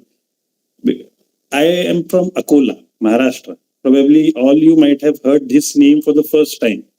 You might have heard Mumbai, Pune, Nagpur in Maharashtra, but you might never have heard Akola. And Sudha ma'am has given the introduction. We have patents, we have won awards staying in Akola. So it's a small district place, but if we could make it being in Akola to this level, I think there can be thousands and lakhs of examples like us, which will make India achieve its target. So it is definite that India will achieve this target, and I'll tell you why I feel that India can achieve this target in this introduction. So in Indian economy is so diverse. It's size-wise, it's more than Europe. Population-wise, it's more than Europe. The economy is not equal to the economy of the whole European continent. So that point of view, if being in Akola, I can create my own ecosystem and win awards and make some different machines and all. So there are lots and lots of opportunities in India compared to, like, I'll give some small comparisons, like if in Nepal, a country like Nepal or Sri Lanka, Bangladesh, Bhutan, small countries, limited resources. They don't even manufacture their own water bottles there. Water bottles, PET bottles, manufacturing units in India, they manufacture lots of the whole economy of Nepal is dependent on India. Maximum economy of Bhutan, Sri Lanka is dependent on India. So you consider India as a very diverse field. Probably there is no one who have traveled all corners of India. In Northeast, the different economy is there. In southern India, different economy runs. In northern India, different economy runs. When I say runs, it means in major population of India is dependent on agriculture, but the economy and the ecosystem which I am talking about, it is dependent on different heads. Like developed states like Tamil Nadu, Maharashtra, Gujarat, there you can see a lot of economy dependent on this automobiles, auto sector and all. But if you consider underdeveloped states like Bihar, Orissa, Jharkhand or Northeast, the ecosystem, automobile sector do not contribute majorly, if you consider it that way. In Bihar, agriculture is the major occupation there. In Gujarat, you can say that MSMEs have, these are industrial states like Gujarat, Maharashtra, Tamil Nadu. Here, in the total contribution, agriculture is obviously the first, but industries also are there which contribute a major to the economy of these states, if you consider these as the states. So considering this biodiversity in India, I can say that and the new government policies and the new things, it is 100% that the economy is going to grow. Now, in the global scenario, if there is a condition that there is going to be a slowdown, there is going to be a recession, but India never gets affected by these points, because if there is a recession, it can be in the developed states of India. Like recession will, the effect of recession will be in Mumbai, in Chennai, in developed states in Gujarat. But the effect of recession will not be there in Jharkhand, in Bihar, in Orissa. So during the phase of recession, these states gets developed rapidly. This is what been observed in the year 2008, when there was a global recession in 2008. These underdeveloped states grew rapidly than the other states. If you consider even if you consider the startup scenarios, which is the new vertical in contribution to the economy. So India is the second largest, only after America, where you get such a lot of funds for startups. Startups, you term a company who just has an idea, who do not have funds, who have not proven or shown that they can succeed, but only people invest in the idea. This whole system is called startup. And in India, people are globally exclude all European countries, Japan, China, all countries. India is second highest startup magnet, you can consider globally. So this thing is like India is on the verge of industrialization, I can say. If you consider like which countries India should follow. So I don't think there are any countries in the world which, like, you can say many, when you say about growth and development, many times it comes like you should study the China model, how China became an industrial supergiant, and how India can adapt the policy from China. But as far as I believe, I don't think that India has to follow any country. India has to follow the policy which China has done, or India has to follow the policy which America has done to become an industrial supergiant.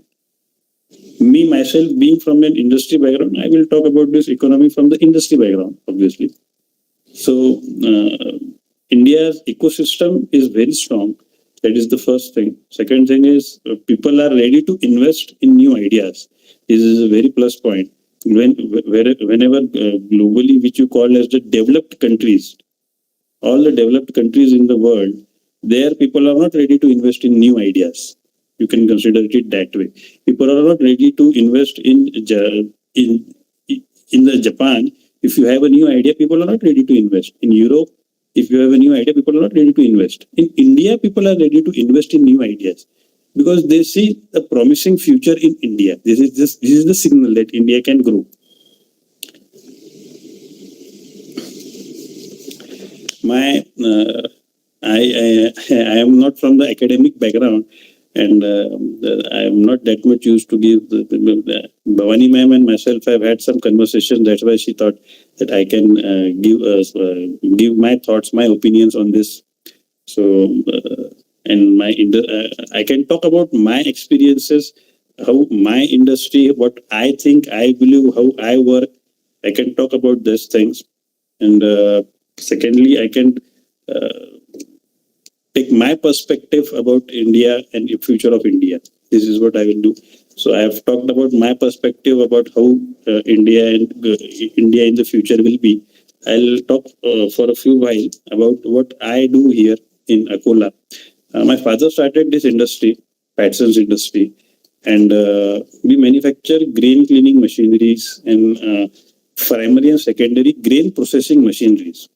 So we manufacture machineries which in India, India used to import. So in the industry sector, India was lacking, and there were few entrepreneurs who started in 1970s and 80s. My father was one of them, and he saw that for very small and very simple applications like grain cleaning also, India has to import machineries. That was the year he started, and he took it as an opportunity, and that day he developed. And today we manufacture 27 products, out of which 13 products are import substitute. India had to import those machineries because nobody used to manufacture those machineries in India. So we saw that opportunity, and we manufacture those machineries in India. So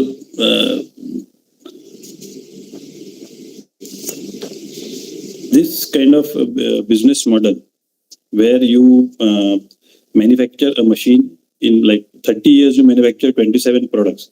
There's very rare companies which manufacture successfully and deliver these products. And we see this gap in the market that these machineries are required in the industry, but nobody manufacture because it is an agri sector.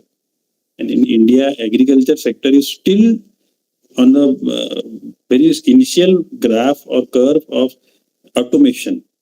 And we started automating agriculture sector since last 30 years in agriculture and in processing of agriculture products. That's what I can say. So this is our vision, mission, and to like automate. The tagline of our company is Patson's automating Indian agriculture. Our mission is to automate the agriculture processes which are manual, so that you get more efficient outputs, and the farmers should profit from whatever he puts his hard work to.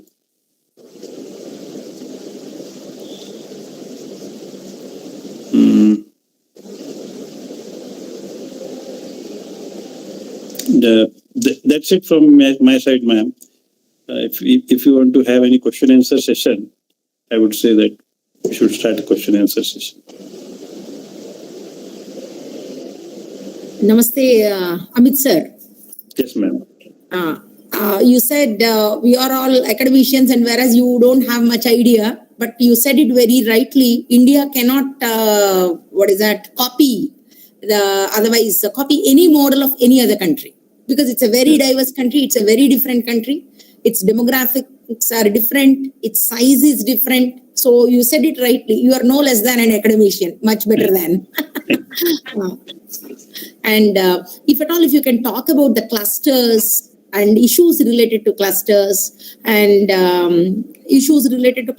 how clusters can achieve a 5 trillion economy, why clusters are necessary.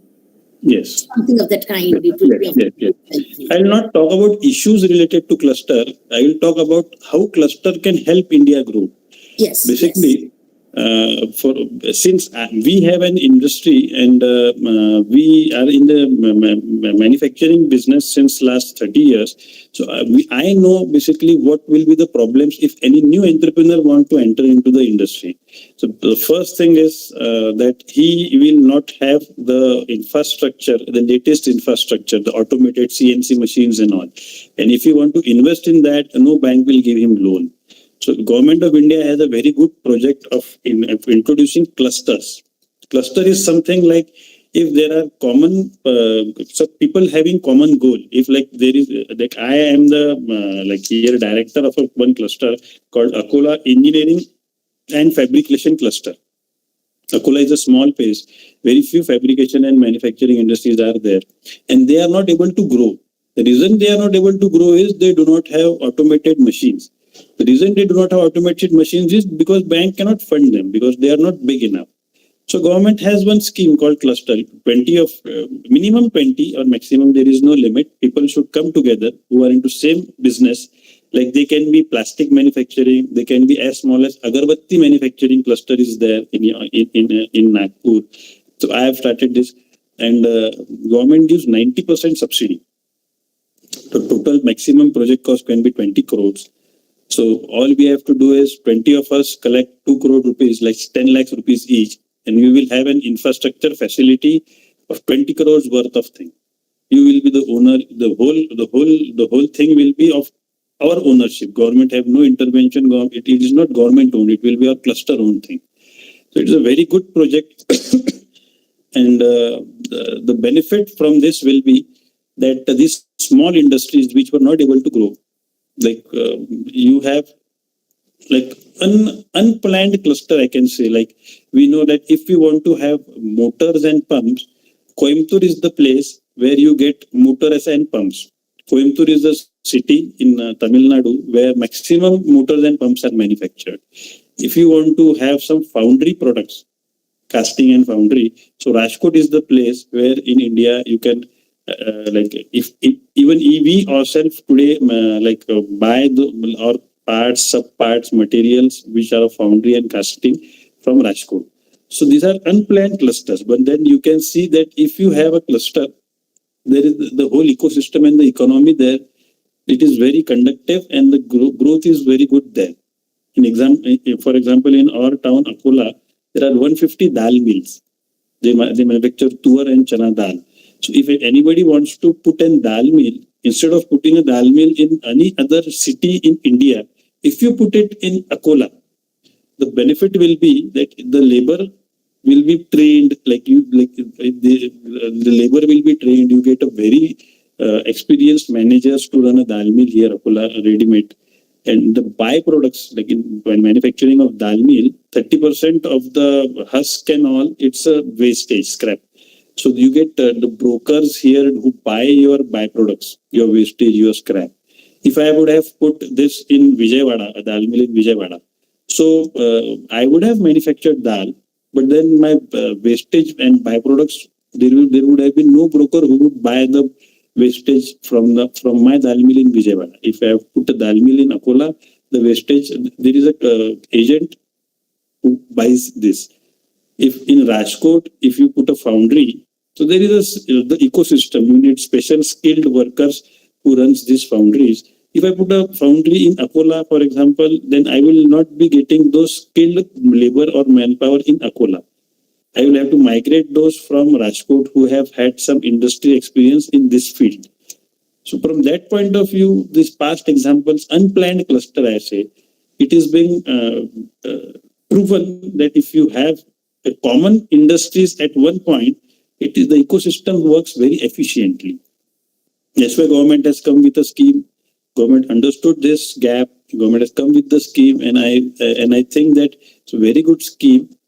And lots of entrepreneurs should come together, because if some part they have some common facility center where everybody can process their one portion of their whole production system, so it gets more efficient. And the dependency on from Rajkot from Akola is around 800 kilometers. So the casting and foundry parts which I need for my machineries, I have to buy that from 800 kilometers far. If by a cluster this foundry gets erected in Akola, so this traveling, this distance, this logistics and availability of material, if it is in Akola, it would be very easy for industrialists like me and other small and big industrialists who manufacture machineries in Akola. So just from that point of view, cluster is a very good initiative. Like for example, there is an agarbatti cluster in Nagpur. There were small household units which used to manufacture agarbattis in Nagpur. Some entrepreneur took an initiative. He applied for this cluster, and then there is now a agarbatti cluster running in Nagpur. So the industry grew like anything. People migrate from the small towns near and around Nagpur who wants to enter into agarbatti business, they migrate to Nagpur and then they start their agarbatti business there, because the ecosystem to manufacture agarbatti is very good there in Nagpur. Similarly, if there is an auto cluster in Pune. You might be knowing, manufactures automobiles. So those people came together and they initiated an auto cluster. So if anybody wants to become a vendor to supply parts for automobiles in Pune, so they already have a cluster. In cluster, what happens is there is a common facility center. In common facility center, majority of this manufacturing industries which require a simple thing like you can say CNC cutting. So these clusters have this CNC cutting and turning machineries. So you just give your job and they will do this job work for you. And you can do the further processing like welding, bending, or powder coating, painting. These activities are carried at their individual industries. But the common raw material buying, commonly cutting those raw material, commonly disposal of the scrap, all this, if you have a cluster, all these things become more efficient. And economically also they will have a good profit margin if they have a cluster. It's been proven, like for agarbatti, for automobile cluster, what I am starting, I have applied for this Akola engineering and fabrication, means it will have common engineering and fabrication machineries.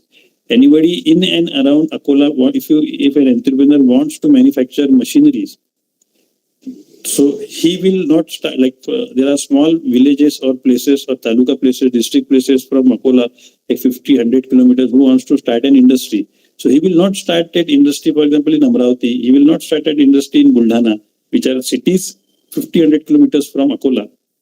They will migrate to Akola because there is a cluster in Akola to manufacture engineering and fabrication machineries.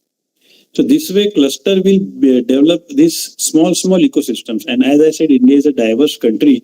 In Meghalaya, they can have bamboo processing cluster, where they will have some machineries in which you process bamboo and you manufacture some equipment, you manufacture furniture, and you manufacture any product from bamboo. If they have a cluster and they have these machineries to process bamboo, then anybody who wants to have a business or industry set up for bamboo related products, they will go to Meghalaya. This way, this diverse field and diverse cluster system can have, and in this cluster system, what I said is there is a common facility center where you can have a manufacturing facility, you can have some machineries. Likewise, in cluster, government has a scheme for common marketing center. In that initiative, you have, like in Akola, they manufacture mini dal mills. You have around 25 industries which manufactures mini dal mill. But now they don't know how to manufacture that throughout India. So you can have this scheme of clusters approved from Government of India. And then they will have this common marketing platform for these 25 mini dal mill manufacturers. So what they will do is, they will have a display center. They will have a marketing team, and they will have their different dealer network. All these things will be commonly, their products will be commonly marketed. This is one of the vertical in this cluster system of marketing. There is common raw material procurement facility for the cluster from Government of India, where you can buy bulk of materials. Like we require motors. Like there is one company called Crompton Greaves which manufactures motors. So I require around 1,000 motors. But if in cluster there are 20 industries from Akola and around Akola, these 20 industries total requires 5,000 motors. So if we approach Crompton Greaves and say that we should have a rate contract with we wish to have a rate contract from you, we will be buying bulk of 5,000 motors, so you give us bulk discount. So obviously Crompton Greaves will have a good clientage, good customer base, so he will give heavy discount to us. So these facilities are all there in clusters. I found it very interesting, and then I started my own cluster, and I've submitted my proposal and it is pending from government side to get approved. But very good facilities. This again for any industries entrepreneurs who wants to start a business. This cluster system, once it will be started, and once lots of hundreds of clusters will be there in India, then to start a business for an entrepreneur, it will be very easy in even in a country like India. Secondly,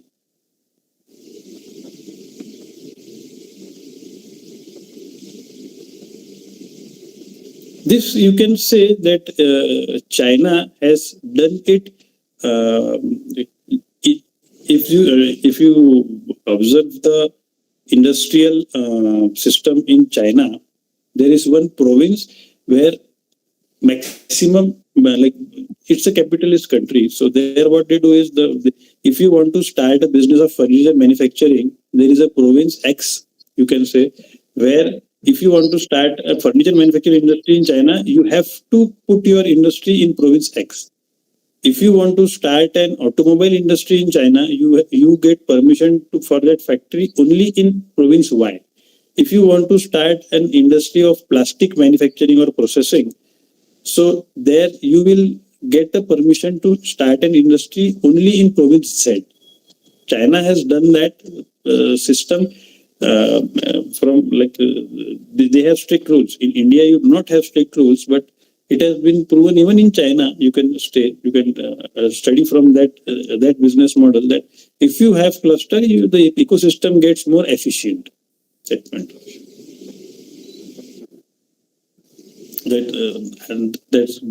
is the information I wanted to share about cluster and how I will be working here to grow these small industries which are there in my city.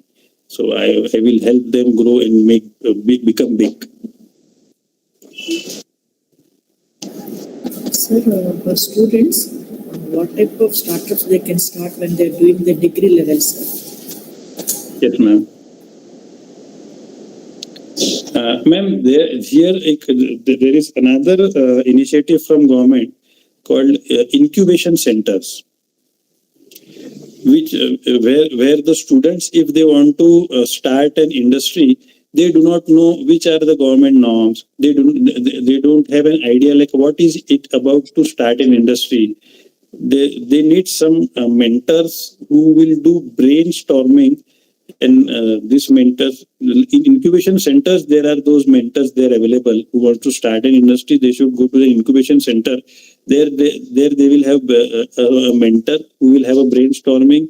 There the students will discuss their idea to start an industry. Then that mentor will guide them about whatever their thoughts are.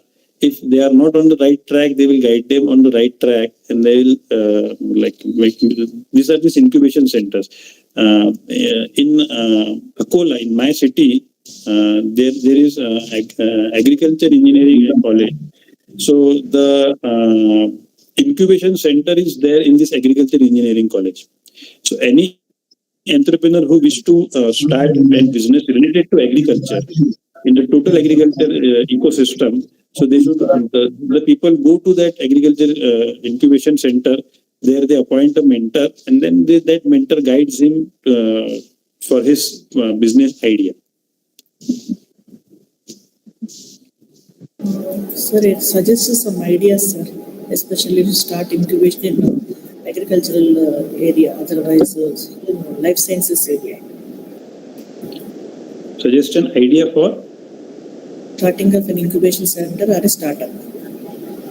Even your colleges can have incubation centers. Your college has your college from commerce and economics background. If they have these incubation centers, anybody who has some business proposal or idea related to economics or related to commerce, there will be mentors. Mentors can be people who are business professionals like chartered accountants or advocates. They will be mentors, and if any student want to start any business idea in that field, so they can approach this incubation center started or initiated in your college. for agriculture sector business ideas, India today is a very huge economy. The major economy of India is dependent on agriculture, which is all manual. For example, turmeric. 99% of the turmeric in the world grows in India. But each and every plant, there is no turmeric harvester. So each and every plant of turmeric is uprooted by hand. India is the second largest producer of cotton. Each and every cotton ball is plucked by hand. Even in this betel nut, India is the major producer of betel nut and major consumer of betel nut. But to pluck the betel nut from tree to the total processing of betel nut, it's completely manual. There are lots of things, just like there are lots of agricultural produces which only India manufactures and India consumes. So, and the total process is manual. The reason the total process is manual is because, like what is the majority of process where automation is there, like in wheat or paddy or rice, there are automatic harvesters. Why? Because they have been copied or bought or manufactured from foreign countries. The idea of automation in those fields is being taken from foreign countries because, like, America manufactures wheat. So how do they process wheat? They have automatic planters for wheat. They have automatic harvesters for wheat. So in India also, where wheat is manufactured, India also have automatic planters for wheat. India also have like I can say 30-40% of the wheat in India is being harvested by automatic harvesters. But in the agri produces, like what I have said is turmeric or spices, I can say from that point of view, or betel nut, or there are few agri produces which are grown in forest. And these agri produces and all, there is lot of manual intervention there. And there are a lot of opportunity if you see near around, and if you just go on thinking, you can say lot of agri processes are done manually, including cotton. It's a commercial crop, second largest producer in the world, and total 100% cotton, even a gram to gram cotton is being plucked by hands. A lot of scope for entrepreneurs who want to have a hand in automating Indian agriculture, which I also work in this field and manufacture 15-20 machineries. So this field is very huge, a lot of potential, and unfortunately, very few people are coming forward in this field. Like in agri manufacturing or agri machineries, Mahindra is a big name. Mahindra manufactures tractors. But since many years, it only manufactures tractors. They have never given a thought that, okay, I should manufacture even harvesters. No, they only manufacture tractors, and they are in their future plans, projects, prospects, everywhere they only want to manufacture tractors. They do not want to manufacture agri implements. There is not a single brand you may recollect which is a branded agri implement manufacturer who manufactures implements, and they have India-wide network and they supply their products India-wide. Not a single name you will recollect which manufactures this. So this is there is a very big scope in agri implements manufacturing, agri processes. Like agri processing is like for fruits and vegetables, you should have fruit plucking machineries. In foreign countries, all the fruits are harvested by machineries, not by hand. The total horticulture in India, the total process is manual. Like oranges, apple, chiku, banana, any fruit, it is being harvested manually. In foreign countries, it is all automated. So these things, you just go see how it is being done in foreign country, and then you bring a product in India, and you manufacture this product or trade those machineries from, you import this machine and sell to the farmers. And then this is a very big opportunity. And since India is very diverse, anybody sitting in any state, any district, they have 2 or 3 special crops. Like for example, in our side, I can give examples from my side only, unfortunately. Like in Nagpur and in Amravati, there is lots of oranges are being orange yards, orange orchids are there. So if any entrepreneur wishes that he could automate orange picking, orange harvesting, so Nagpur is the place. Like he sees some product or from internet, from YouTube, and then he understands that okay, this if I bring this machine, I can harvest oranges. So he has one opportunity there. Any fruit, any vegetable, everything India is totally manually done, and in foreign countries all these process are done by machineries. You can see YouTube, you can see videos, you can understand those things, and you can if you understand this and as a business opportunity. So these students or the entrepreneurs, I would say, should come forward and try their hand on it.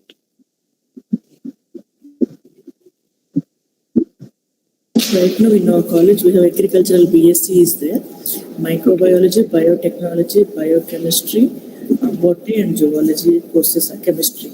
So with that, we are planning from past 1 year, we are trying to start an incubation center in our college, which is necessary nowadays as NAC and all those are accredited. I belong to economics as I was here for 25 years. So my sister made me as a coordinator for incubation center. Though I am an odd man out of economics, but I thought of doing something from science, life sciences point of view. As you said, all these are automation is there. Anything, any in your industry or in your company or having any branches in Andhra Pradesh, so that we can have some tie-up like that. No, ma'am, we do not have branches. We operate from plants. You said 10 plants are in Tamil Nadu and Andhra, Maharashtra, Gujarat. No? You install them. Ma'am, we manufacture multi-crop threshers, and we have dealers in these states. These dealers buy machineries from us, and they sell it at the local center. In Tamil Nadu, Andhra, Karnataka, we have around 70 dealers in these southern states. So these dealers buy machineries from us, and then they sell it at their selling point. Agro service centers, you can see. So even the silo bins, sir, kindly explain about the silo bins for grain storage. Yes, ma'am. In foreign countries, they do not store these grains in jute bags or gunny bags or plastic bags. They store the grains in big tanks. These tanks has the storage capacity of minimum of 50 tons to maximum of 3,000 tons. In India, the whole storage, they store in godowns. In godowns, there is a stack of jute bags in which grain is filled. The system in which grain is handled in India, there is a lot of pilferage, lot of theft, and a lot of insect and pest attack when you store these grains in warehouses, and a lot of manual labor in there. So again, you go to foreign countries, see that how they operate it more efficiently, and you adapt that and try to bring it in India. So that's what my father did. He initiated this to build silos in India.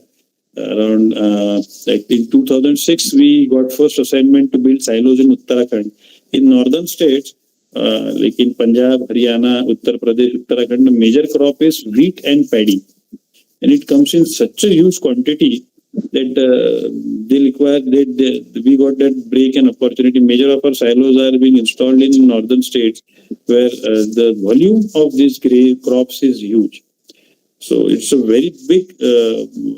India still have not accepted silos officially because the total trade and the traders do this trading of these grains on gunny bag or jute bag basis quantity.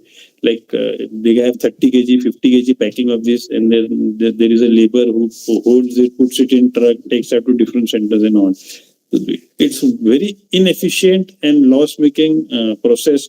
But unfortunately, India is still in the age to come out and store their grains in silos. But we are from our side trying to promote this technology of silos to grain storage, basically, so that the wastages and pilferages in the handling of the grains is reduced. So regarding the gas-based dilenting plant, what type of gas you will use, biogas or the one? So, ma'am, this cottonseed specifically is like the watermelon seed with lint on its cover.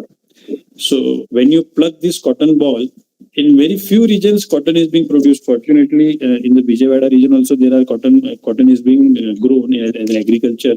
But only 3-4 states in Maharashtra grows cotton. It's Andhra, Karnataka, Tamil Nadu, Maharashtra, and Gujarat. So these states manufactures and produces cotton. So this seed, you need to remove this lint from above the seed. After removing the lint, you will understand that is it being pest attacked or not. And also from the point of view of sowing, if you have a chunk of cotton seed, it will not be free flowing. So how will you sow it in the soil? So it has to be free flowing to sow in the soil. For these two reasons, to detect if it is being insect ridden or damaged, and to sow, you need to remove the lint of this cotton in this to make it a seed which you sow in the. So for seed manufacturing, dilenting is the process. To delint this cotton hairs from this seed, we have this technology that we have this closed chamber called the dilenting drum. We put like a batch of cotton seed in it, and we infuse hydrochloric gas, HCl gas. You get anhydrous HCl gas, you get HCl in the form of gas. In India only there are 2 plants which manufacture HCl gas. One is in Hyderabad and one is in Gujarat, which manufactures HCl gas. So we take this gas, we have this drum, we have this complete automated system. We have installed around 14 dilenting plants all over India. Majority of it being in South India in the Kurnool region, Nandyal region, and in the Hyderabad and Nijuvudu region. Nijuvudu, I think, is near Vijayawada only. Nijuvudu is near to Vijayawada. Yeah. Nijuvudu, sir, for what products? Mangoes? For? Nijuvudu, you installed that, no? So for what? Yes, ma'am. There is a company called Nijuvudu Seeds which manufacture cotton seed. So So they bought this cotton seed dilenting plant from Patsons, and we have that plant working in Nijuvudu city near Vijayawada. We also have this maize. I'll first complete about cotton seed dilenting. This cotton seed dilenting process worldwide, only we are the manufacturers who have this concept of dry gas dilenting. So in the whole process, cotton seed is not getting wet. Conventional method is you take a cotton seed, put 90% concentrated H2SO4 acid in the seed, all the lint starts burning.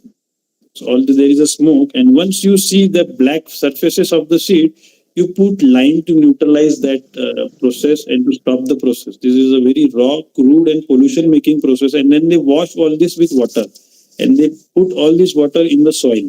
There is a lot of water pollution incurred in that system. And even the quality of the seed gets reduced. Like if you see the germination of the seed before dilenting, it might be around 80-90%. After conventional dilenting, the germination reduces to 60 to 70%. Like 10 to 15% reduction in the germination of the seeds is there in the manual system. In our system, the germination there is no germination loss basically. So from pollution point of view, or like to give just an idea, if the farmer buys a packet of seed, he sows it into his farm, and then the cotton grows. If that packet has the germination percentage of 70%, so out of those 7,000 seeds, only out of the 10,000 seeds, only 7,000 will grow. 3,000 will not grow because germination percentage is only 70%. And if the farmer buys a packet which is being delented from our plant or our machineries, and if he sows those 10,000 seeds, so 8,000 plants or 9,000 plants will grow. If percentage wise you see area under cultivation or that wise you see, because this seed is being delented on our machineries, and if farmer sows that seed and if he gets more yield from his farm, he will earn more.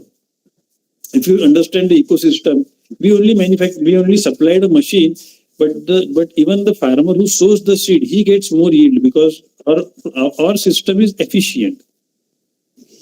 If 1% of the total area, India has around 120 lakh hectares of land under cotton seed. If 1% of the land has if I could improve the germination percentage by 1%, so area under cultivation and the yield from that 1% land would be around 10,000 tons of, India will produce 10,000 tons more cotton. if 1% of the germination, even if I say 1%, and here I am saying that because of this technology, 10%, there is an improvement of 10% germination in the cottonseed industry. Likewise, ma'am, we have done the work for maize seed. The biggest cluster in all of India is again near Vijayawada. There is a small city called Eluru. Yes, Eluru. Eluru has an ecosystem, a cluster of maize seed. There, Eluru processes around 1 lakh kg of maize seed yearly. In all of India, it is climatically the best place where you get the best germination and best result because it needs humid climate. Eluru is near the coastal area, so it has a good humid climate, and the soil is very fertile. So that way, majority of the maize seed is manufactured again near Vijayawada, and we manufacture this maize shellers. If you see the maize seed, the popcorn seed, you can say. So this maize seeds has the embryo is outside the seed. The white tip of the maize is called the embryo, from where the seed will germinate. But since it's been exposed, it is prone to get damaged mechanically. So machineries which were there in India, and people used to use these machineries for maize seed. So there was mechanical damage, and the germination of maize seed was never above 60-65% because there were no appropriate machineries. Then my father went to Africa. He saw a few machineries. He went to America. He saw a few machineries. There they used to manufacture maize shellers, and there was no physical damage in that process. In India, people started importing those machineries, but the cost was very high. It was around 60 lakhs to 80 lakhs. So we started manufacturing those machineries, and in Eluru itself, we have around 25 machineries of mesh shellers. And now the efficiency has increased like previously, but it was about 60 to 65%. So now the efficiency is above 80%. So the germination percentage of maize seed is increased again by 15-20%. So this is just a small glimpse of what work we do. We for cotton seed, for maize seed. Sir, mud ball separators. Just give some idea about mud ball separators. Yes, ma'am. Mud ball separator is a concept we have adapted from. This is an adapted machine from tiles manufacturing industry. There is a city called Morbi in Gujarat which manufactures tiles. So we manufacture these grain cleaning machineries and we supply it all over India. So we got one order from this city called Morbi in Gujarat, and there our plant was installed. I went there, I saw, and it is the biggest center for manufactured tiles. So out of my curiosity, I went to see these tiles manufacturing units in Morbi.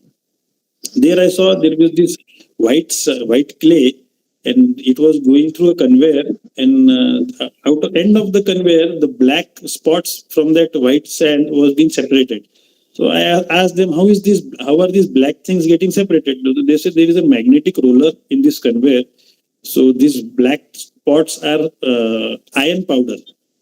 So soil has iron itself in it, and in tiles manufacturing, it is undesired because when you bake that in an oven, the tiles, and if it has this iron in that tile, so it gets cracked. So they need to remove that iron from that soil to make tiles. So I said, do all soil have iron? They said yes. So I said, I manufacture grain cleaning machineries, and to remove like this mud balls is one of the impurity in these grains, and to remove that, it's a very tiresome thing. Like the size, if the size of the mud ball is at the side of the grain, how will you remove that? There is a big challenge. So they said this magnet pulls these mud balls. So I arranged for a sample of grain of wheat. I took 50 kgs of wheat, and then I went to the tiles industry, and then on that conveyor I put the wheat. And from that wheat, mud balls got attracted by that magnet, and all the mud balls were separated from wheat. So I manufactured this machine called mud ball separator, in which you put your agri produce, and if you have black soil, and then I studied and surveyed, and I understood that in black soil there is iron percentage. around 4 to 5% of iron is there in this black soil. So if the crop is grown in the black soil, and if these mud balls are in impurities which needs to be removed, like wheat, what you buy from the store, from the kirana store, does not have these mud balls. So probably they are being separated in this stone, or it's being manually removed until it reaches these kirana shops. So this machine is a very we had a very good breakthrough in this machine. So all these impurities, mud ball impurities, we are able to be separated very efficiently by introduction of this machinery in this industry. It was the machine. I have not invented this machine. This machine was there. It was being used for different application. I just went there and I saw this machine can be used for this application also. Remove mud balls from the grains. So it worked out very well, and the efficiency and the working is excellent for this machine. Sir, any slide share or PPT presentation is there about your products? Can you show us? Ma'am, I currently do not have those. And I want to ask about what is the cost of all these things, how much without about expenditure? Ma'am, grain cleaning machineries, it is a set of machineries. Like, you have a grader, a gravity separator, and a mud ball separator. So this is called a grain cleaning plant. It becomes a grain cleaning plant, a set of machinery. The smallest capacity grain cleaning plant is 500 kgs per hour. Cost of this plant is 5 lakhs, and the biggest set of grain cleaning plant which we manufacture is 8 tons per hour. Cost of that plant is 30 lakhs rupees. The Cottonseed gas-based dilenting plant, the cost of the plant is 1.25 crores. The cost of this maize sheller is 20 lakhs. So different machines, different capacities, there's a big price bandwidth. One personal question: how a mechanical engineer got interest in agricultural engineering sector? How you change your ideas from mechanical MBA engineering to agricultural sector? Ma'am, this industry was started by my father. My father, in the 70s, he went to America for his master's in MS in mechanical engineering. And he was placed there in his campus placement. He was recruited by NASA for one project. But I don't know, like the movie called Swades of Shah Rukh Khan. He came back to India and he wanted to do something for India. And when he was in India, we have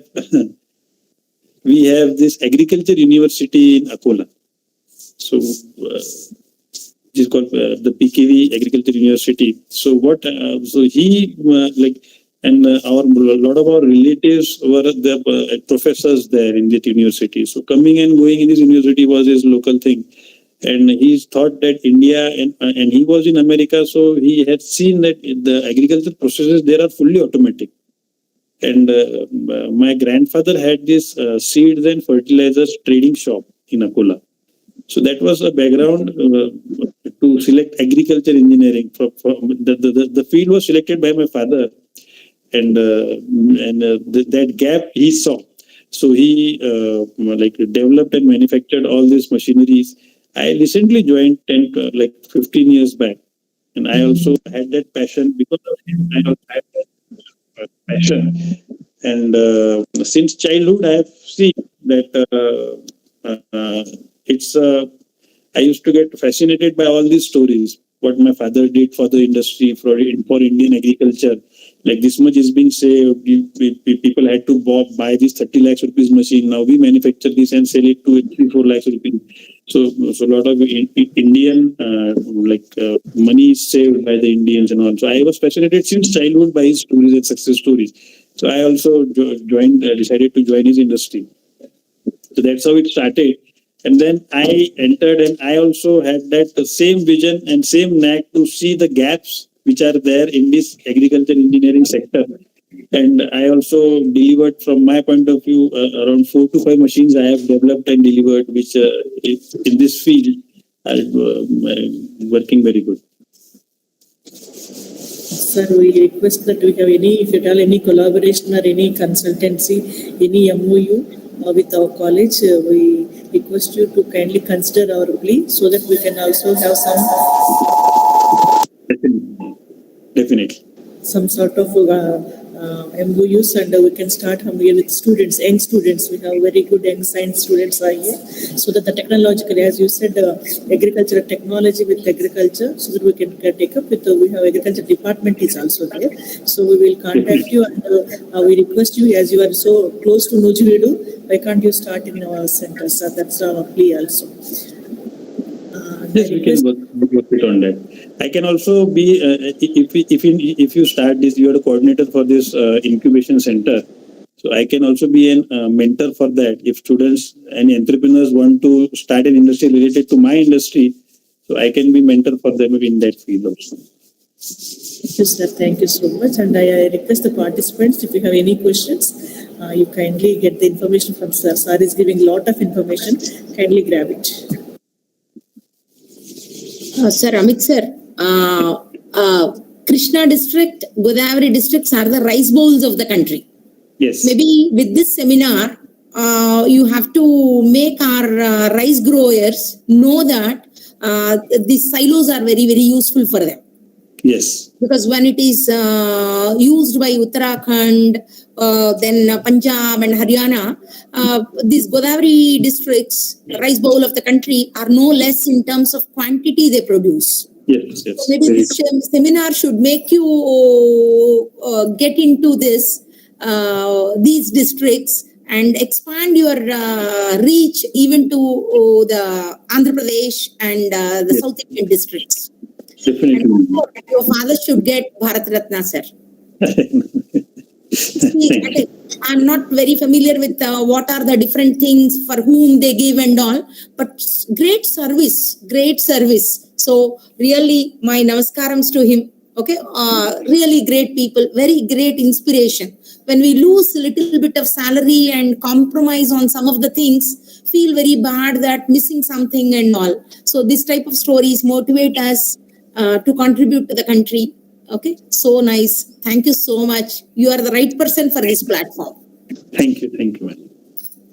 Sir Amitji, I just went through all your this thing. I was very happy. Like though those days were no Shark Tanks and nothing was there, still you have innovated a lot of agriculture based products, and I am very happy. Like you covered all the subjects like cluster and the silos. Unfortunately, in India, the food grains are really they are stored in that gunny bags and.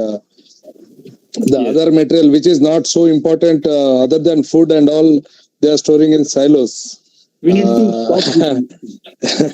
Basically, government needs to take initiatives, sir. Basically, if the government agrees that government should, like government has these government warehousing corporations, and this government stores this all in jute bags, and then they distribute it to their distribution network. Yes. If government itself starts building silos, then this ecosystem can work in that way. Government has to take initiative. It's a biggest sir.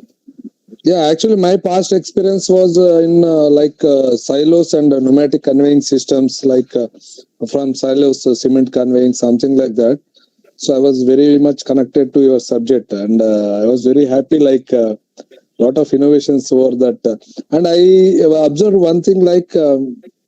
You are creating the opportunity, like whenever there is a possibility, you are creating, there is an opportunity for, you are seeing opportunity in every situation. So that is what I was also learned from your speech. It was a wonderful thing, madam. Bhavani garu, chala happy, madam. Meer chepparante edo meaning untadani nenu enukunta vachanu. It was very long subject. Yes. Thank you, sir.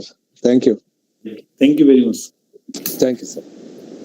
On behalf of the management and Marie Stella College, I would like to thank Samit sir. Sir, really it's thought-provoking and also knowledge you shared, just it ignited the minds of the people here, young people as well as the faculty members, not like academic but also like industry. We will also think in such a way as you suggested manufacturing agriculture industry, and we also request you, as madam said, our Godavari district and Krishna Guntur region, especially for rice and also cotton, mirchi. So with this, if anything can do with this, if anything we can take up as young researchers or rural development or agricultural development people, we need your support. We'll approach you. If anything comes to your purview, that your perspective, please remember that Maristella is there. Whatever you want to take up in Vijayawada, please contact us and please help us and to do something to the college, to the agricultural sector, and also to the country, sir. Thank you so much for spending your valuable time and sharing your valuable knowledge. Thank you, sir. Thank you. Thank you, ma'am. One small question. That is, one industry was asking me to remove that mirchi. I'm unable to tell it in English. For the mirchi, the other part will be there, no, which we need to remove and then make it mirchi powder. Yes. So Yes, one industry was asking me called Rigdam Foods. They are into this small grains and processing biscuits of millet biscuits and all that. She was telling me in India till now we do not even have that small machine which separates mirchi with that of the stem. Chili stem remover, you call it, ma'am. Do Chili you have, sir? stem. No, ma'am, we do not manufacture that, but the machineries are available in the market. They are called chili stem. Madam Bhavani Garu, I'm having one reference. I'll give that this Okay, thing. sir. I'll share it. They are doing, they are doing for this Ashirwad powder and all. So chili removal, chili grinding, and because chili is a very sensitive, when it is in grinding, it is lot of color changing is also there. So they are having some special technology for that grinding and removing. I'll forward it, madam. Thank you, sir. Thank you. Thank you, sir. So nice. My namaskaram to your father. Thank you and namaskaram, sir. Thank you so much. Thank you for giving an opportunity, ma'am. Thank you, sir. Thank you. If you have time, you can continue in the session. If you have any other important work, you can join Yes, in. ma'am. Then leave, ma'am. I have to go to my office. Yes, sir. Thank you so much. Namaste, sir. Then now we will move on to the next sessions here. We have paper presentations. I request Sister Sahaya, Head Department of Social Work from Maristella College, to present her paper. Over to you, sister.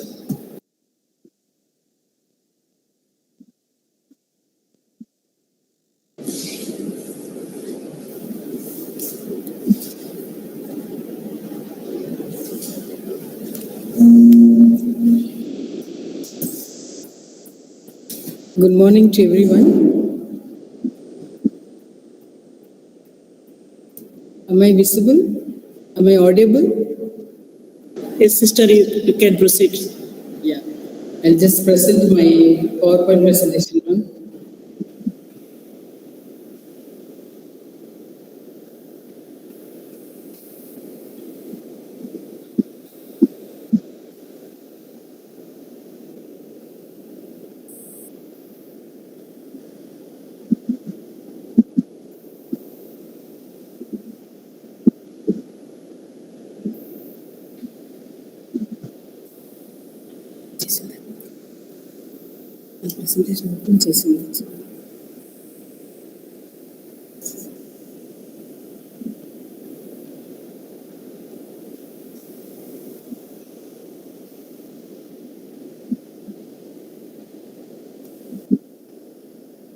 Sorry for the delay.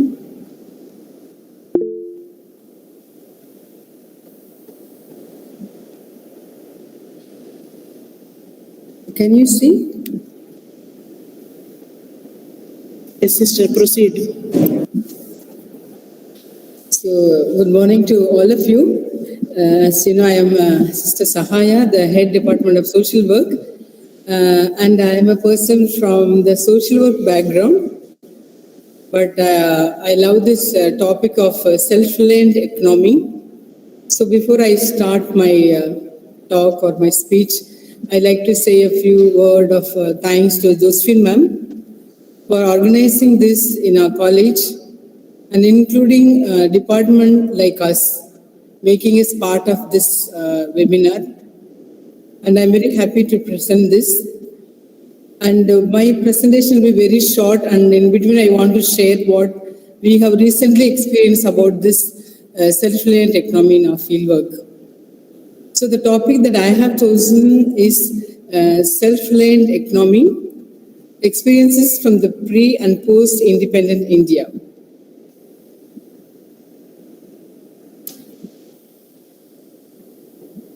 As we are familiar with Jawaharlal Nehru, Prime Minister, 1952 itself, he said that in the earlier decades, the rallying cry of the deprived was independence. Today, it should be self-reliance. Indira Gandhi, Prime Minister then, 1972, said, India is an old country but a young nation. We are impatient. I am impatient. I too have a dream of an India strong, independent, self-reliant.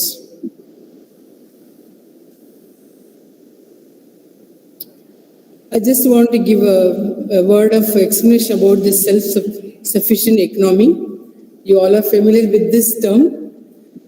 The self-sufficient economy is when a country is completely independent, produces its own goods and does not import goods or services.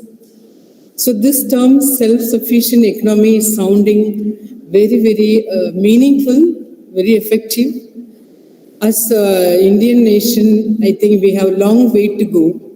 And there are different steps have been taken to achieve this, and we are in the process of doing it.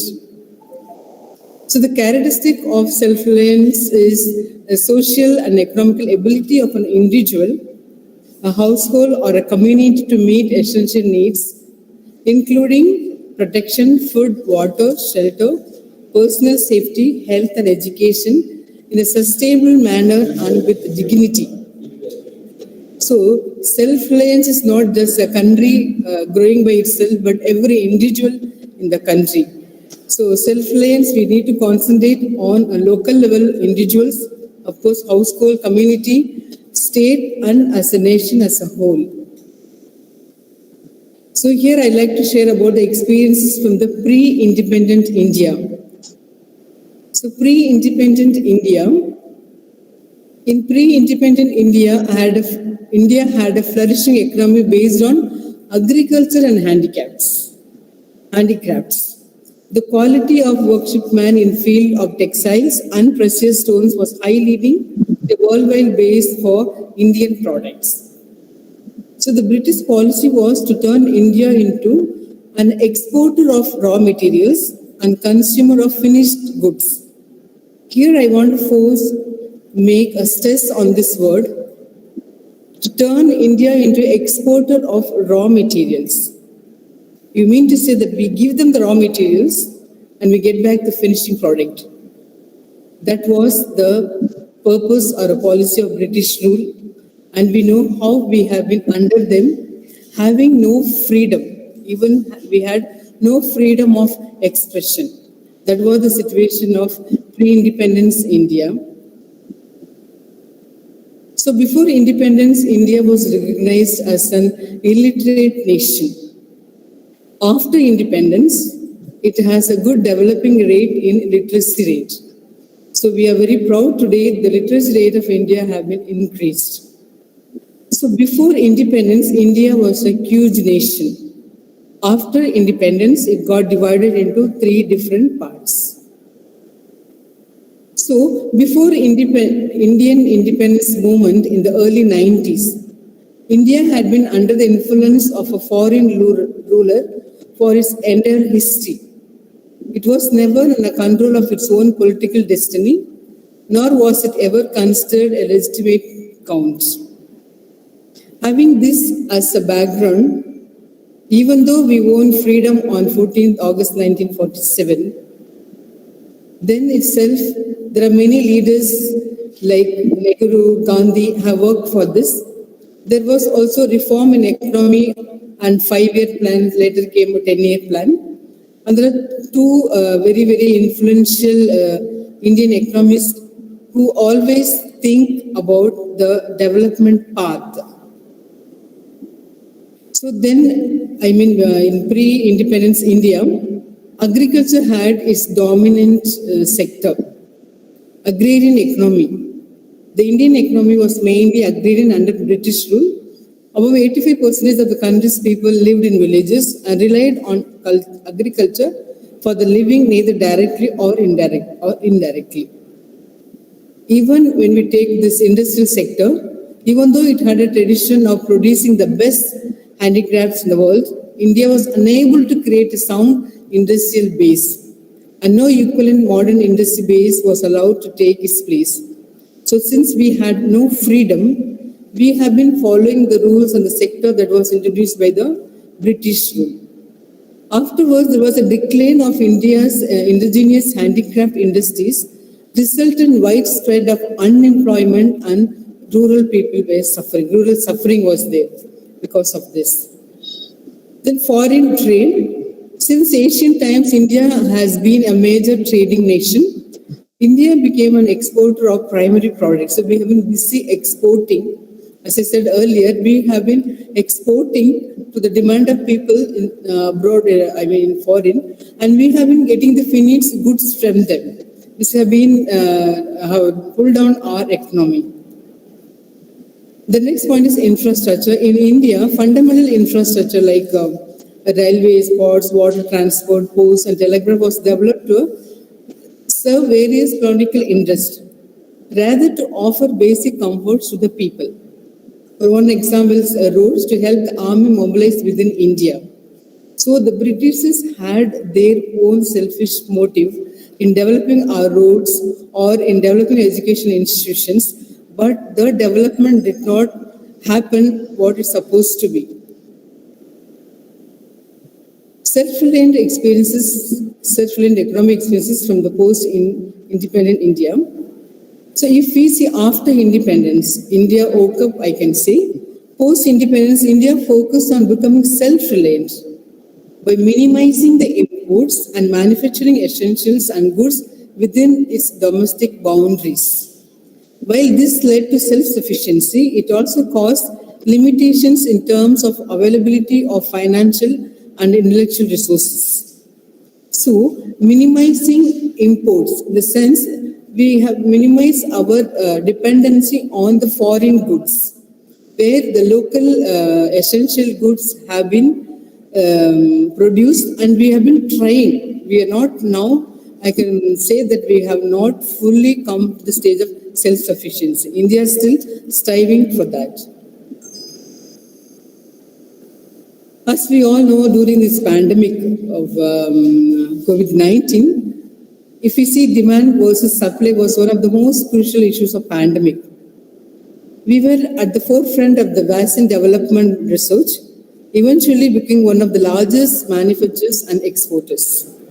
Even though COVID hit us very badly and we lost many people, but the Indian economy woke up and there was a lot of people coming together with the guidance of our Prime Minister. Why should we keep on receiving things from others, importing things from others? Why can't we ourselves create or manufacture? A lot of things have taken place, especially during the COVID-19. And to face this pandemic, India has taken a very, very largest step to eradicate this COVID-19, and many people worked hard to face this pandemic in a very successful manner. So I can say in post-independent India, there's a lot of development of multinational companies, industries, a lot of digital work have come into. So the objective of India's development strategy has been to establish a socialist pattern of society through economic growth with self-reliance, social justice, and elimination of poverty. So for any country, for development can be based on the economical growth of a nation. So post-independence, we are focusing more on the economic growth of people, at the same time having social justice and the elevation of poverty as our main purpose. So from pre-independence India to now post-independent India, from agriculture to artificial intelligence, we have not ignored the agriculture. No one can ever say that no country can grow without the growth of the agriculture. Here what I want to say is that in post-independence self-reliance of India, we are focusing more on artificial intelligence, and Indian science has been a notable contribution to several domains. So for any countries, for economical growth, mostly are depending just on agriculture alone will not work. And we are focusing more on science, a lot of development in this digital world. And in globalization, if you have to say to interact or to become the visibility in the global world, India has been trying, and this lot have been done. What are the things that in India excessively dependent?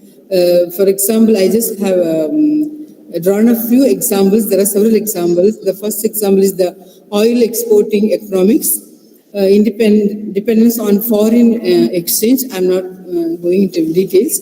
Defense equipment, electronic and paramedicals. So there are many things still we are depending on other countries.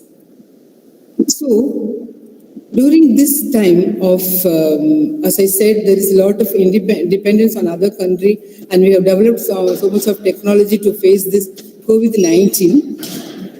As we all know, May 12, 2019, this Abhiyan started. So we have been discussing for past 2 days why this have come up. What is the idea of this? So as we all know, it was proposed, and this is similar to the Swadesh movement launched in August 7, 1905 to take on British review of the time. So this is not just we have woke up on 1919 and found some solution to this problem of this pandemic of COVID-19. No, there have been, as I said earlier, there are people, leaders, even many scientists, economists, even social activists have been thinking of and working hard on how we can start this Abhiyan where people can benefit from this. So this name can be named in 2020, but the efforts have been made from the even before independence. Many dominant leaders like Gandhi, Ambedkar, all have been working, and Gandhi many times is stressed on self-reliant India. So May 12, 2020, Modi enumerated this magnificent building of self-reliant India will stand on 5 pillars, which we had a discussion on this. That these 5 pillars of economy, infrastructure, system, demography, and demand. So this aim is to revive the economy, that is self-reliant India. The initiative focuses on reviving the economy, which is very, very important. So aim is to revive the economy, promoting domestic production, generating employment. As we all know, the rate of unemployment in India, supporting startup and building enterprises, strengthening supply chains, and empowering people. As a social worker, I very much I believe that the economic growth of the nation also is depending on empowering people.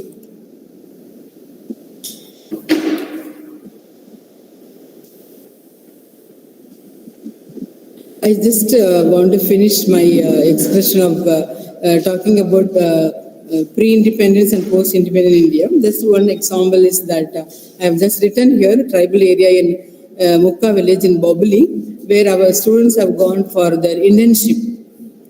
So I myself have visited and climbed up to the mountains, and I really, looking at that villages, people have to climb, there's no transport facilities, and not much things to eat except maybe rice and ragi. So having climbed that mountain, the tribal area of Mukka village, I have been wondering about the self-reliant India, the economical growth of our India. It was very heartbreaking to be exposed to the situation like that. Even the ration, the provision that is provided by the government has not been reached there. So if they have to get the provision for their family, they have to walk for miles, or they have to spend at least overnight to get just a minimum of, say, 2 kgs of rice or maybe 2 kgs of $1 oil. So I think India has to reach even to the remote places. During this world, digital world, I think self-reliant economy has a long way to go. So I hope this Abhiyan, as it is planned, that these 5 pillars This will reach to the villages focusing on agriculture.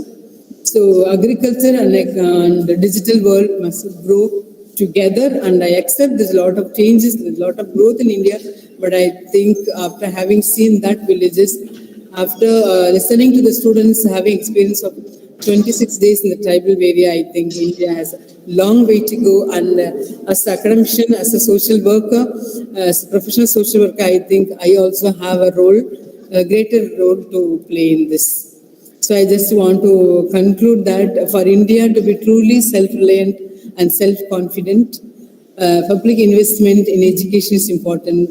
Increasing of human capacity, research and development has to increase in India.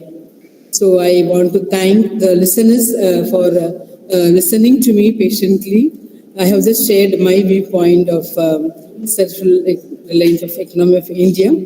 Once again, I want to thank Josephine ma'am and the Department of Economics in our college that giving provision, I think giving chance for many people like us to present the paper, even to listen to many speakers who are enlightening us for past 2 days, and today is the last day. I think a seminar like this will wake us up, me especially as social workers and professors in the college, to impart this knowledge to our students for the betterment of our nation. I'm very grateful to Josephine ma'am and thank you all for your patient listening to me. Thank you. Thank you, sister. Thank you for presenting your paper, and you also a part of our program. Thanks for that. And next presenter is Arpan. Miss Arpan, are you ready? You want me to share your paper now from my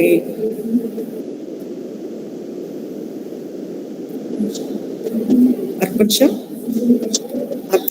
Miss Arpan Shri, are you ready?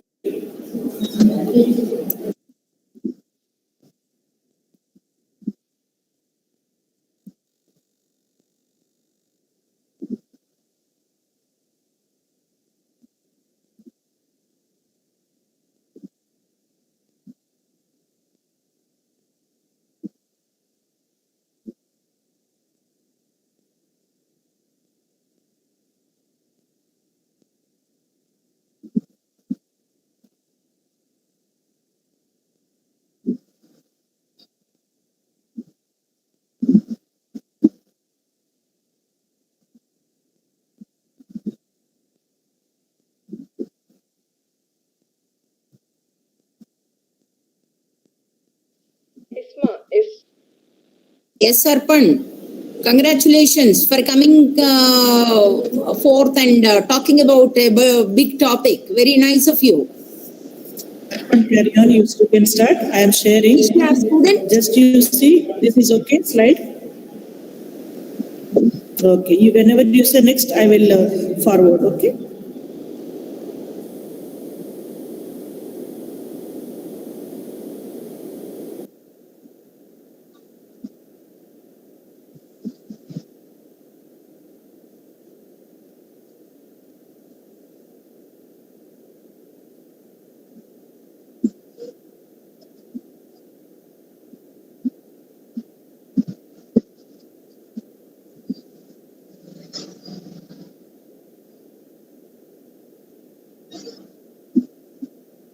Ma'am is trying.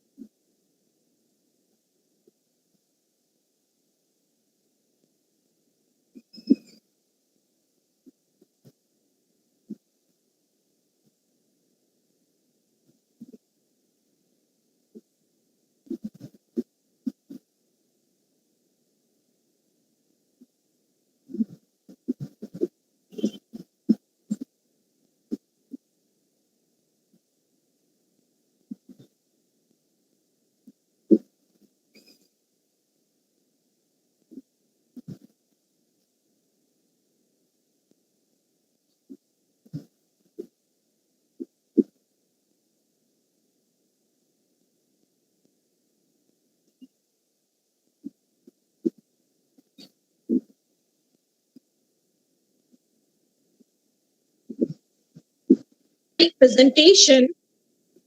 In conclusion, I would like to quote Home Minister Shri Amit Shah. He accepted that Aaatma Nirbhar Bharath, Make in India, etc. were all copy of pre-independence Swadeshi movement. Despite of self-sufficiency, nutrition and hunger problem need to be included in government's policy. There should be policies to make economic development more inclusive. Thank you.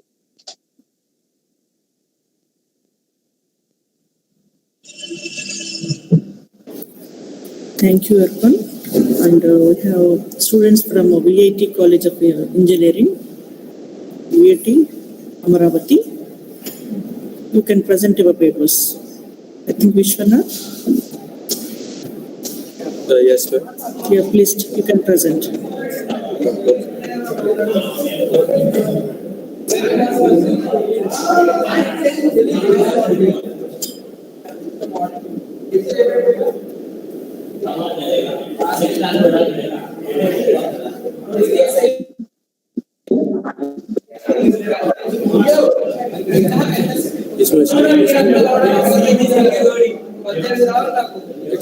Yes, Vishwanath, visible. Yeah, you can carry on. Lot of voice from your back. The students are talking somewhere. Ask them to maintain silence. Okay, ma'am. Yes, hello, everyone. Good afternoon to all the dignitaries. Today, I like to present my view on the topic role of technology and digitalization in achieving the target of 5 trillion economic 2024-2025. Coming to my abstract, the Honorable Prime Minister, Mr. Narendra Modi, in 2019, envisioned making India a $5 trillion economy and making India as a global economic powerhouse by the year 2024-25. And my paper includes many factors that are needed in achieving the international experience, introducing new technology and digitalization of money, allowing creative destruction and generating jobs. My article also departs from the Anglo-Saxon economic model for advocating an economic growth model and proposing a virtuous cycle of savings, investments and exports. My paper also includes the goals like technology development, education for using and developed technology, energy for all vision and potential impact. And coming to introduction, what does it mean of becoming a $5 trillion economy? That in normal words, the size of the economy is measured by yearly gross domestic product or GDP. Generally, the larger economy is, the more affluent it is likely to be. The total, the gross domestic product of a country can be calculated in variety of the ways. Like you may end up sum up all the people's income, all the entities' expenditures in the economy. GDP is normally computed using production methods, etc. This is a graph which I took from ResearchGate source. This is the growth of GDP of our country. And this is a prediction of our GDP growth from year 2015 to 2050. When this idea started, as I already said, the Prime Minister had first addressed this idea in 2019 new Parliament. Coming to saturated approach. The success of Digital India program, this mainly depends upon the success of Make in India and Digital India program led by the government. For example, economic internet access combined with favorable regulatory environment, it will allow India to become world's second largest internet user. And coming to NITI Aayog's National Strategy of Artificial Intelligence, etc. These national telecom machine-to-machine communication policies can help in bringing the development of technologies to a different level. It will bring a quantum boost.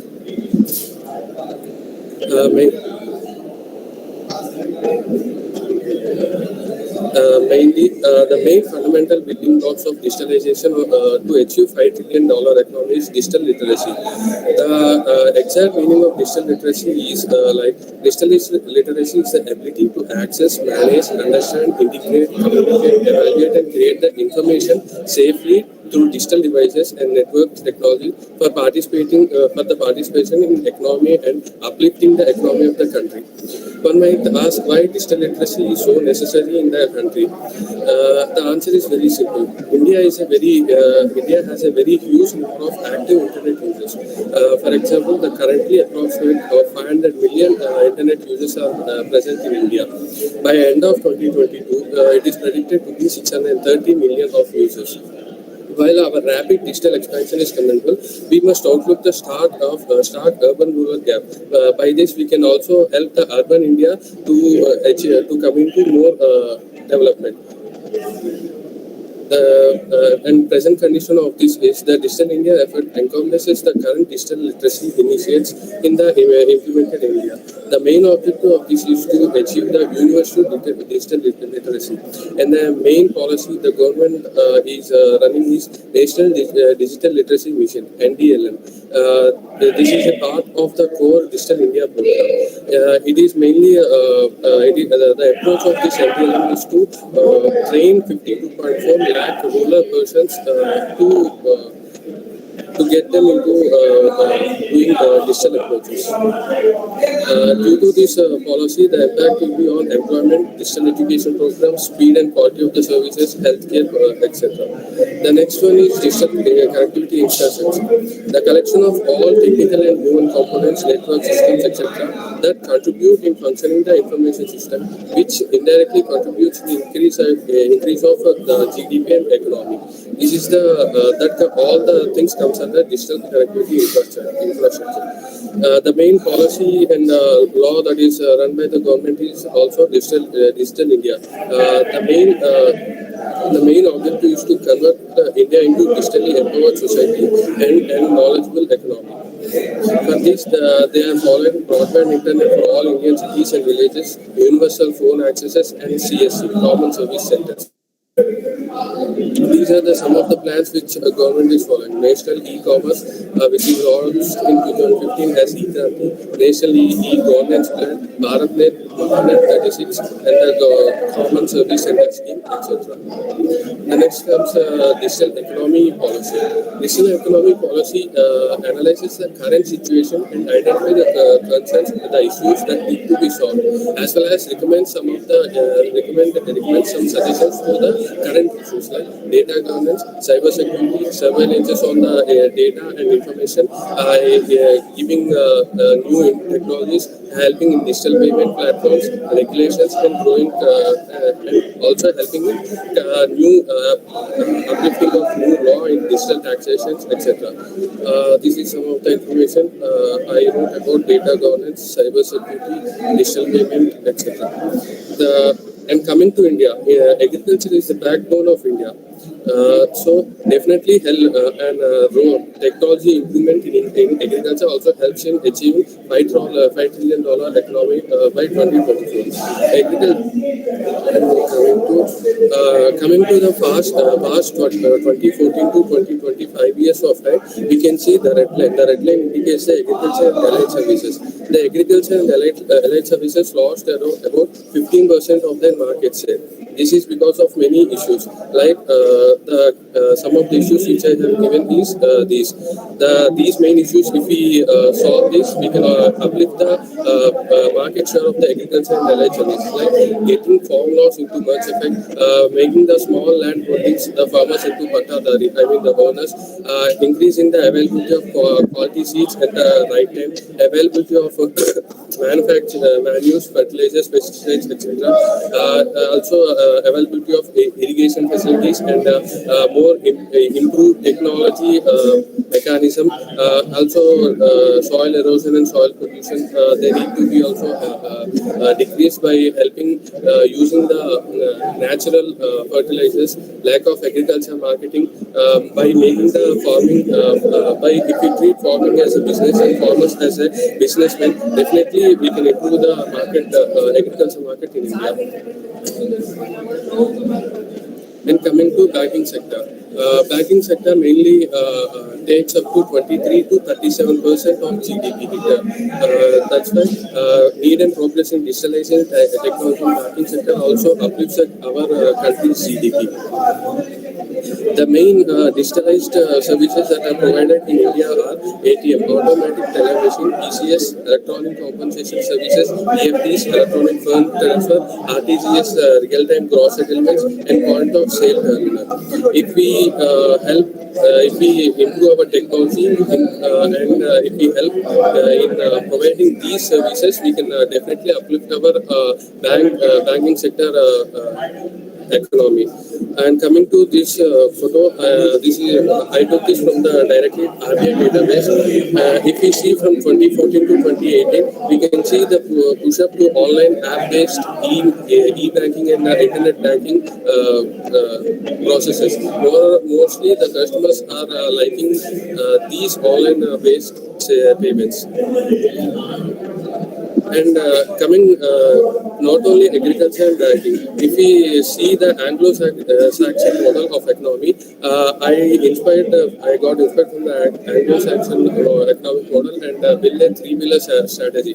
I divided the particular sectors in three types, mainly focusing on existing high impact sectors like defense, aeronautical, electronics, auto components, global industry, jewelry, food processing, and clothing. Already these sectors have a 3 to 4% their percent of proportion in the GDP. All combiningly, they are almost take up to 27 to 28%. So if we help our technology and digitalization improvement, then we can definitely increase our GDP in these particular sectors, and which indirectly helps in uplifting of our economy. And coming to second, focusing on the emerging sectors. These are the sectors which will emerge and create a maximum proportion of our GDP in GDP. These are mainly medical services, robotics and automation equipment, and chemicals feedstock. If we help our if we increase our technology and digitalization processes in this, we can definitely account at least 4 to 5% of increase in this particular sector, which will easily uplift at least of 90 to 100 billion US dollars in our economy.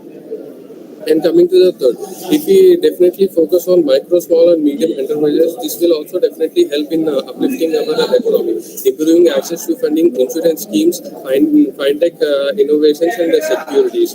These mainly, these MNCs, if we assist these MNCs in the perfect ways, this will also help.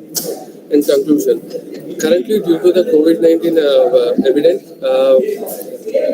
the present situation is dead and gloom. India is with some fantastic changes. It's going through some fantastic changes, and it is also with positive attitude. Under the leadership of the Honorable Prime Minister, many companies, several Western corporations are reportedly considering for transferring their direct headquarters facilities from other Asian companies to India.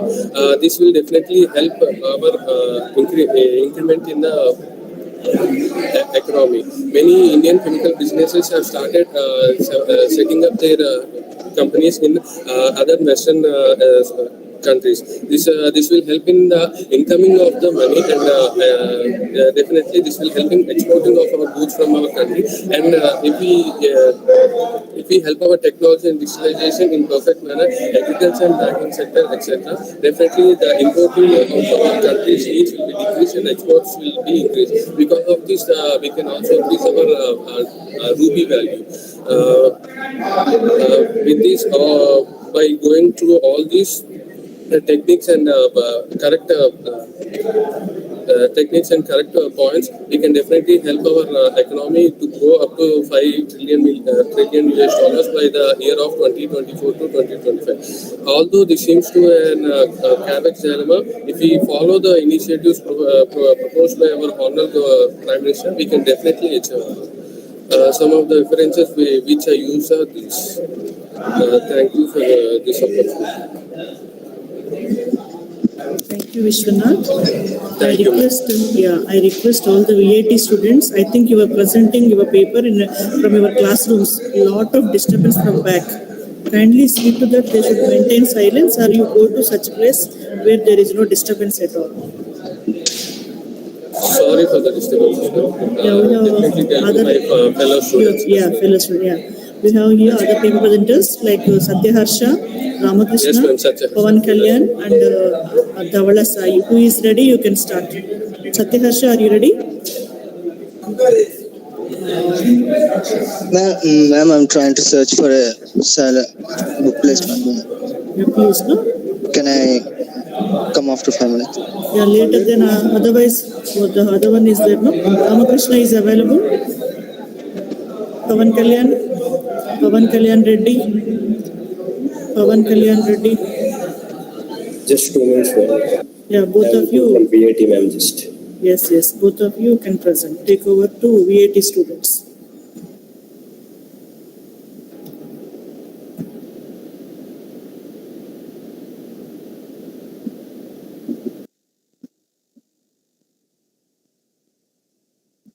Ma'am? Hello? No, yes, who is speaking? No? This is Satyaharsha, ma'am. Okay, is my voice clear? Voice is okay. Environment clear? Yeah, voice is okay. You were showing some, sharing something, PPT or any paper. Yes, ma'am, let me share. Yeah. Please carry on.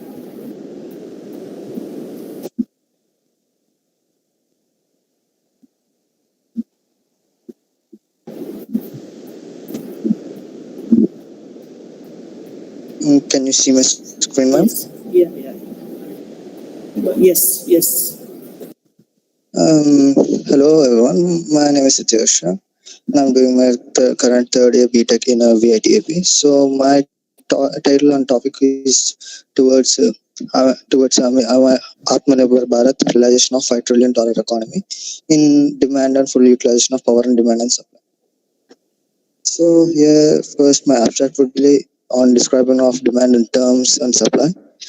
Demand and supply are practical, essential terms for economy and how they are essential forces and need to be in equilibrium for our economy to progress.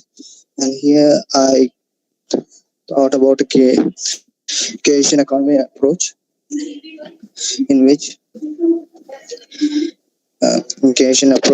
we take an example of solar panel cells on how like a solar panel cells business.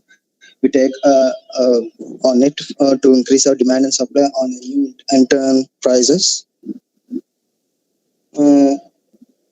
Now we go on to the introduction. Here we talk more about supply and demand and how it has been over the years.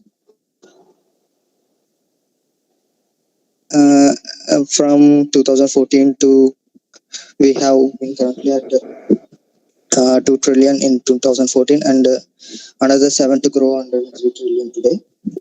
At this rate, 5 trillion economy by 2024 to 25 was envisaged by our Prime Minister Narendra Modi. It seems unfeasible after the COVID-19 pandemic because the economy dropped down severely. And Indian startups now, since pandemic has been in a relatively low, most Indian companies or other companies are trying to expand their startups in new businesses and enterprises available in here.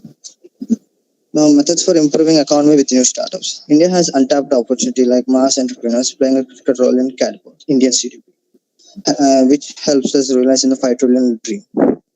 Now, much of its potential lies in thought of based on what China did in early 80s and how they developed their countries, such as Mexico, India, Egypt, and other markets between $500 billion economy and a $2.5 trillion economy. In its way of becoming to the $3 trillion economy, India has established itself a vibrant market across several industries.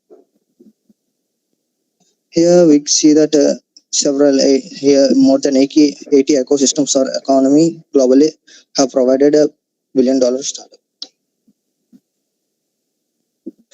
Now, there are many examples like we ourselves are building a space approach like ISRO in comparison with the SpaceX in the USA. India has a new department, INSPA, INSpace, to provide a level playing field for private companies to use Indian infrastructure.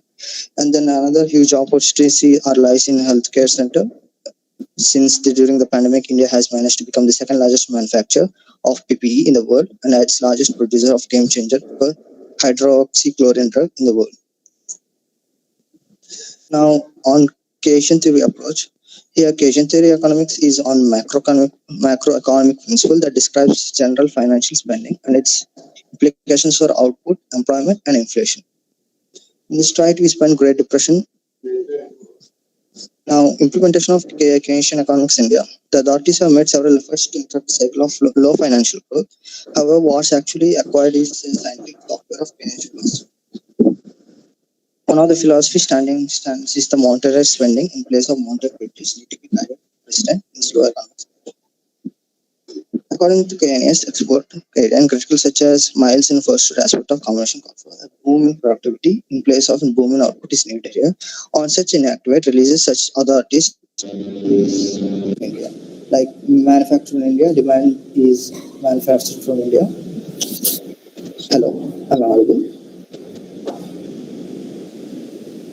Yes.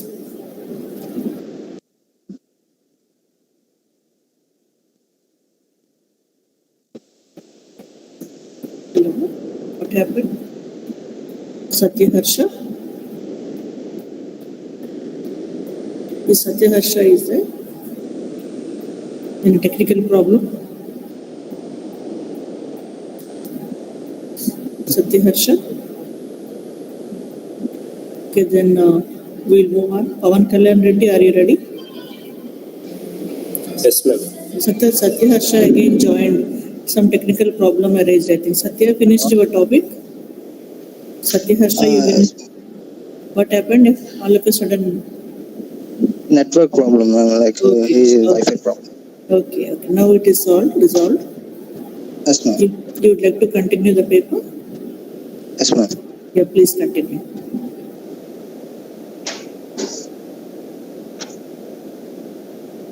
Is it visible, ma'am? Yeah, yes. Carry on. And here we see the price levels and real GDP price according to the Keynesian approach. Now, Keynesian philosophy during COVID-19. Now, the post-corona international is politically and economically, socially shattered, devastated. And now, with the help of Keynesian economics, the authorities intend to spend greater agro infrastructure and place extra cash in people's hands. The unemployment charge in India stays excessive and not using symptoms of employment. Now, let's take an example for a new enterprise where we use solar panels for the development of an economy. Now, since the energy will always be energy will run out at a time. Now we are trying to find a new ways for energy supply. Here we take a solar panels where there are as thin as a sheet of paper and used and the demand is supplied by some semiconductor crystalline available in the India. So we can just develop ourselves and make our demand and supply. Since the COVID-19 has significantly harmed all economics in the world, these businesses like the solar voltaic cells will be successful. Now, increased demand in these remote areas for flexible solar panels. Now, these thin solar panels have dominated the market as they are made from silicon, etc. Whatever. Now, solar lanterns and solar home systems and solar-based microgrids provide electricity to 73 million households.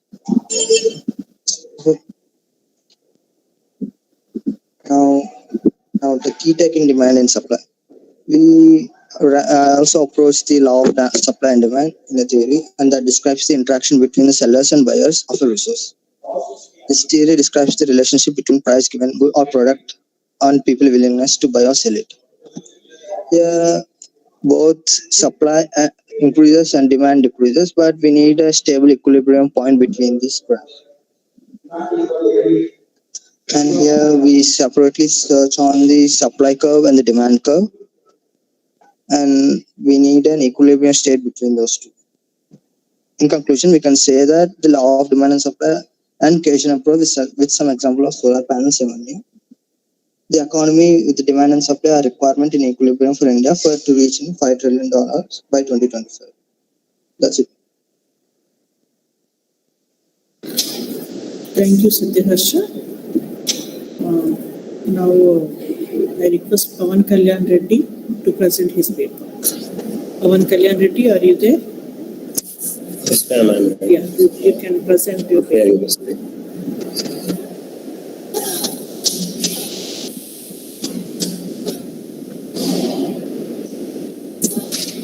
Is the screen shared, right? Yes, yes.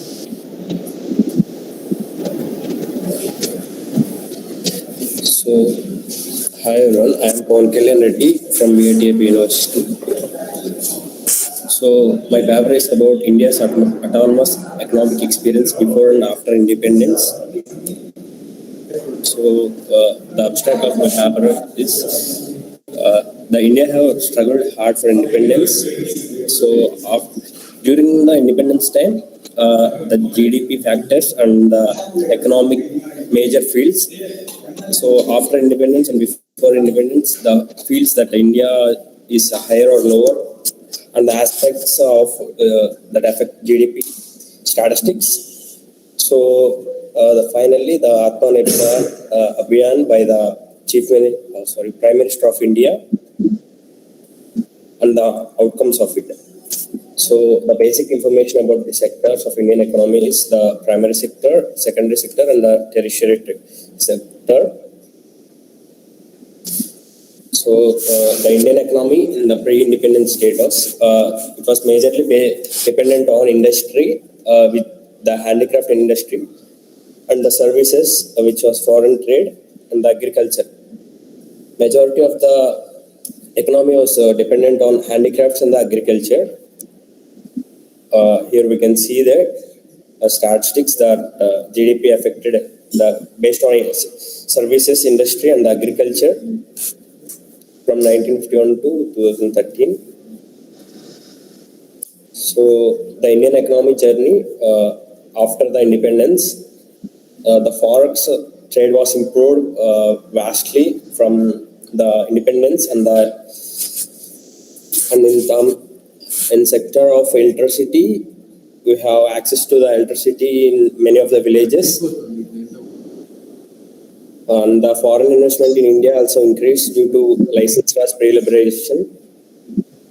And the growth factors for GDP was increased by 2,939 billions to 56,330 billions. Which was expected to grow 1,40,776 billion by 2018 to 2019 from the statistics. So the Aaatma Nirbhar Bharath was self-reliant India, which was introduced by our Prime Minister of India. So it aims to, they proposed 20 lakhs crore economic package as a part of Aaatma Nirbhar Bharath to assist our country in recovering from the COVID-19 pandemic, which will be implemented in 5 branches from May 13th to May 17th, 2020. And India will be the third economy by 2029. It aims to be a 5 trillion economy. So this was a GDP in 2020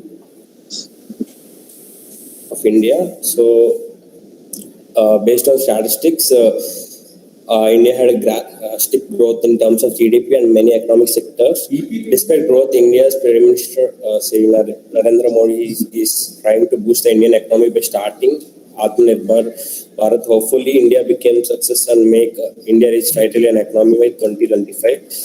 I thank Samuel Johnson sir and Stella College Economic Department for giving this opportunity. Thank you. Thank you, Pawan Kalyan Reddy. Thank you so much. And Ramakrishna is there from our class, from our college, institution, university. Mr. Ramakrishna, otherwise Dhavala Sai. Please, Dhavala Sai and Ramakrishna, because we don't have any session later. After that, we have two more speakers are there in the afternoon, followed by valedictory will be there. So whoever wants to present your papers, you have to present in this session only. Because yesterday evening I got a call after 4:15 or around 4:15 that they wanted to present a paper. So it will be closed by 4 o'clock. So I request if Dhavala Sai and Ramakrishna is ready, you can present your papers. VAT students, kindly find out.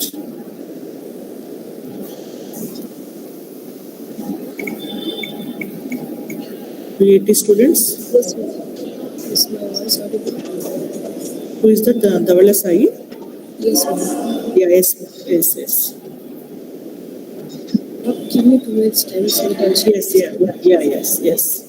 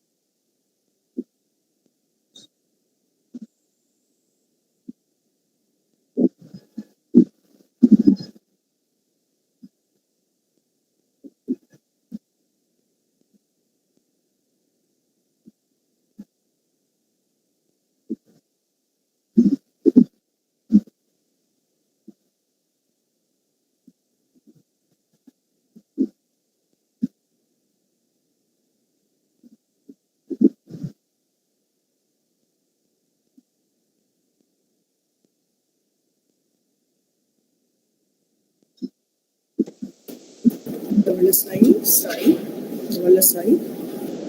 Yes, You are trying? Yeah. is my screen being shared now?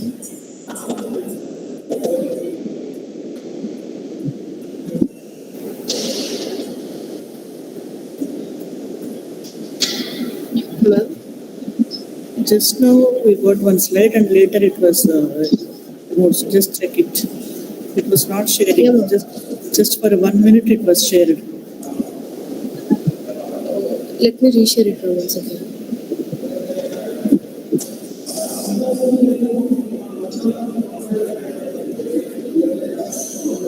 Is it shared now?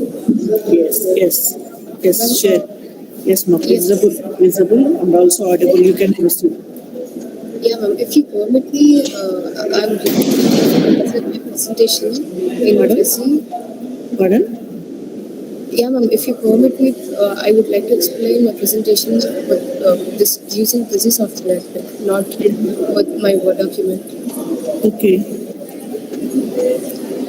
Yeah, ma'am. Socialist.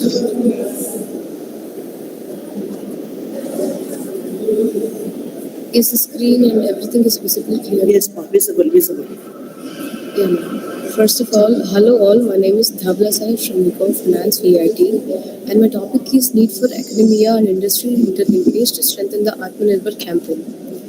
First of all, taking a look at the Aaatma Nirbhar campaign, which is nothing but making self-reliant India, means I would like to take this topic more formal rather than talking about all the data and everything. I want to make this topic more practical. So, taking a look at this, we know that Make in India self-reliant campaign is being huge and huge. And so, as we are talking about Make in India and everything, let us also talk about what that's really it aims. So the aim of Aaatma Nirbhar is to make the country and its citizens self-independent and self-reliant in all senses, like producing everything in India, manufacturing, bringing manufacturing units to India, and having industries. Rather than preferring foreign products and foreign clothings, we prefer self-reliant, like self-made, self-produced products and everything, so that we don't need to depend anything on anyone. So that we're talking about the 5 pillars of the Aaatma Nirbhar, which is the first pillar is the economy, the infrastructure, the governing system, the vibrant democracy, and the supply chain. So this is all about the Aaatma Nirbhar Bharat campaign, which aims to make self-reliant India, which is making India self-reliant. So while you might be thinking, what's the linkage between the academy and industry, and what is the topic all about? So, taking a look at the Indian heritage, which is considered the place of knowledge and enlightenment. India is once considered as a land of knowledge and enlightenment, where people from all over the world used to flock to India to learn medicine, learn law and material science, and also study the art of India, the philosophy, religion, and culture, where India has a great range of scope and diversity to learn a lot of things. And as we also have been building self-building plans, forming concepts, and constructing laws of our own, and producing its own products and making almost everything, but lacking to make its citizens stay in its own country for education especially. So by this we can understand that we are 1 minute, Dhavala Sai, 1 minute. Yes. Indira ma'am, kindly stop sharing your screen. Indira Kumari ma'am, kindly stop sharing your screen. Dhavala Sai, you can share your screen now.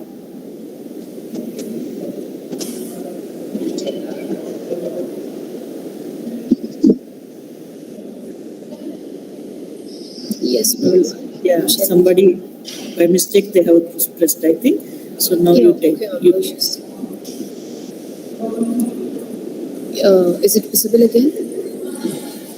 Yes, proceed. Yes, ma'am. We are inviting industries, manufacturing units, and almost everything to India. But the main problem and the major concept which is missing is that we are not able to make our citizens stay in India and have developments, and especially for the education, where people are not preferring to stay in India. And also, as per the surveys which we have personally taken, most of the people for the further studies are making the career plans. Everyone used to go for abroad, and we later see the concept why people only used to migrate, why people are preferring only abroad rather than India. So the highest annual migration, which is nothing but every year 2.2 million Indians migrate, which is the highest annual number of migration in the world. So people in India always prefer going for abroad, study abroad, work abroad, and almost settling their entire life in the abroad, believing that they have a chance to live a better life and a stable one there. So the US Embassy said in a statement that according to Open Doors report, Indian students comprises nearly 20% of this number, where most of the students in US or UK, Canada, mostly the students were from India. So why all this? Why the Indian people are really more into going abroad and studying there and settling there? So let us also have a look at it. Like, did the currency value fluctuations really impact the people? I say it's true and yes, because we see that as per the latest records, we see the US dollar going in higher and higher, which is 7.52 as per today, which used to be just 75 rupees per dollar just 2-3 months back. We can see the constant increase of dollar value going higher and higher. People have a hope that because of the dollar value going higher and higher, we have a chance to gain more personally. rather than thinking about the economy. It is true that every person would be thinking, yeah, it's a good idea to go abroad and get double and triple the income of what we gain actually. But do you think that really doesn't impact anywhere except in your own bank balance? I say it's false. It really impacts everything. Everything means I really mean the Indian economy. So, taking a look at the story behind why migration and the exchange of currency value really impacts people, we can see that if a person wants to go abroad and prefer to have her or his higher education there, he need to invest his money there first of all, which actually he himself is giving opportunity for the country to build a good infrastructure, which results in having in the country to take good good employment of the teacher, where the teacher, the staff, and the educators actually not like the educators getting good placements and employment there. So the first point is that we are encouraging other countries, the educators, to get employment there. So because of this reason, people feel that employment is only working there, but the real reason is that we go and study there, we go abroad for further studies, so this results in the further employment also increasing there. So apart from the employment and infrastructure, being the business, like we invest there and we create business there, so which also adversely in fact impact India, as the economy and the business wouldn't run here because of the students, and most of the uh, young employees migrate and go there. The biggest disadvantage here was exchange of the currency, where most of the people don't understand the value of exchange of currency. We think that we bring currency to India the double and triple times, but the actual fact was we are exchanging our currency to US dollars for sake, or to the Australian dollar, to yuan or anything. We By exchanging the dollar, the value of the rupee goes down and down day by day because of only converting the money to another country. The country where we are going to convert is actually getting profited by exchanging our currency to them. So here, the economy of India will drastically get down because of only exchanging of the currency from one to another.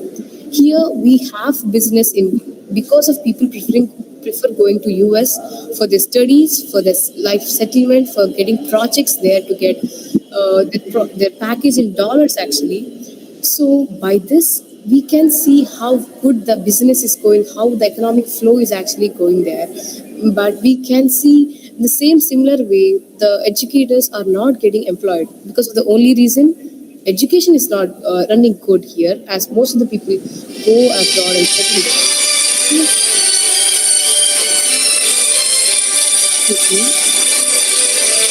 Is your voice audible?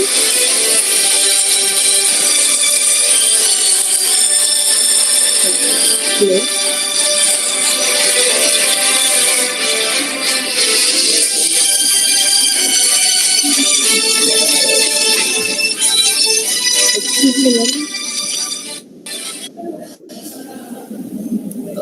Excuse me, ma'am.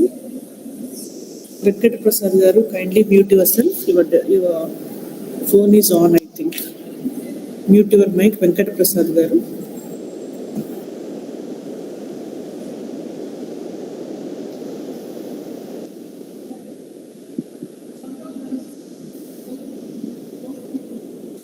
Is my voice audible from the beginning, ma'am, or are just getting interrupted? It's okay. Just now some disturbance is there.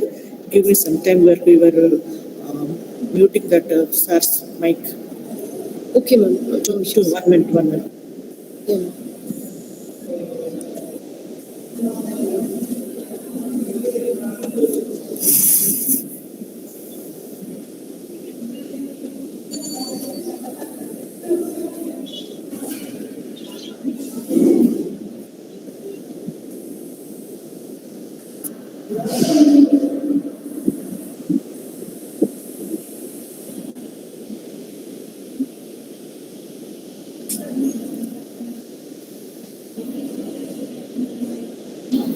Dhavalasa, you can present. Continue. Yeah, ma'am. Okay. So the actual fact was we feel that having placements, having further studies in foreign and abroad really benefits India, really benefits themselves actually, which was literally wrong in my opinion, because it may be beneficial for a person, like a person personally, but it has a very adverse impact on the economy, as which we convert our currency, we invest in abroad, and we build infrastructure there, we provide employment, we generate employment by our for our reasons, and we make the economic in a good flow. And it was completely opposite in our country, where people go to another country, and talking about that country, the currency value being exchanged constantly, the currency value will drastically get down. The economic flow will never be in a good flow, and the employment will not be generated because of the students itself being migrated. The educated employees, not talking about the industry and the workers, the educators and the educated employees wouldn't get good placements and chances because of the universities where people prefer only going to abroad. And after listening to all this, I have only few suggestions giving to this to get improved, is that in the universities and the education systems need to promote and prefer like self-reliant, not only in producing and manufacturing in itself, but also investing and reinvesting in India, so that we have a chance to grow and also make people grow in India itself, not only shifting ourselves to somewhere and we personally being developed and leaving such kind of things there itself. So my suggestion for this would be not only promoting self-reliant India by making products and manufacturing units here itself, but also promoting universities and to get reinvestments here, and also get startups in India itself and reinvest here itself and make the economic in a good flow. And talking about the academia and industry interlinkage, there should be academia and industry interlinkage to get and know opportunities for people, not only believing in themselves, we don't have anything here except and studying and going abroad and settling there. The students would actually need to understand the opportunities which they have in the industry, so that they even have more opportunities to look at it. Do I need to go for this? Do I really need to go to abroad to get good placements and offers, which would actually an advantage personally, or do I need to stay here, build my country, invest here, reinvest, and one day I need to bring my currency more than $1. The student and the person personally need to think and introspect himself or herself doing thing before. And my suggestion would be there should be more linkage with academia in industry, which is the Aaatma Nirbhar Bharath campaign, and having more and having more connection and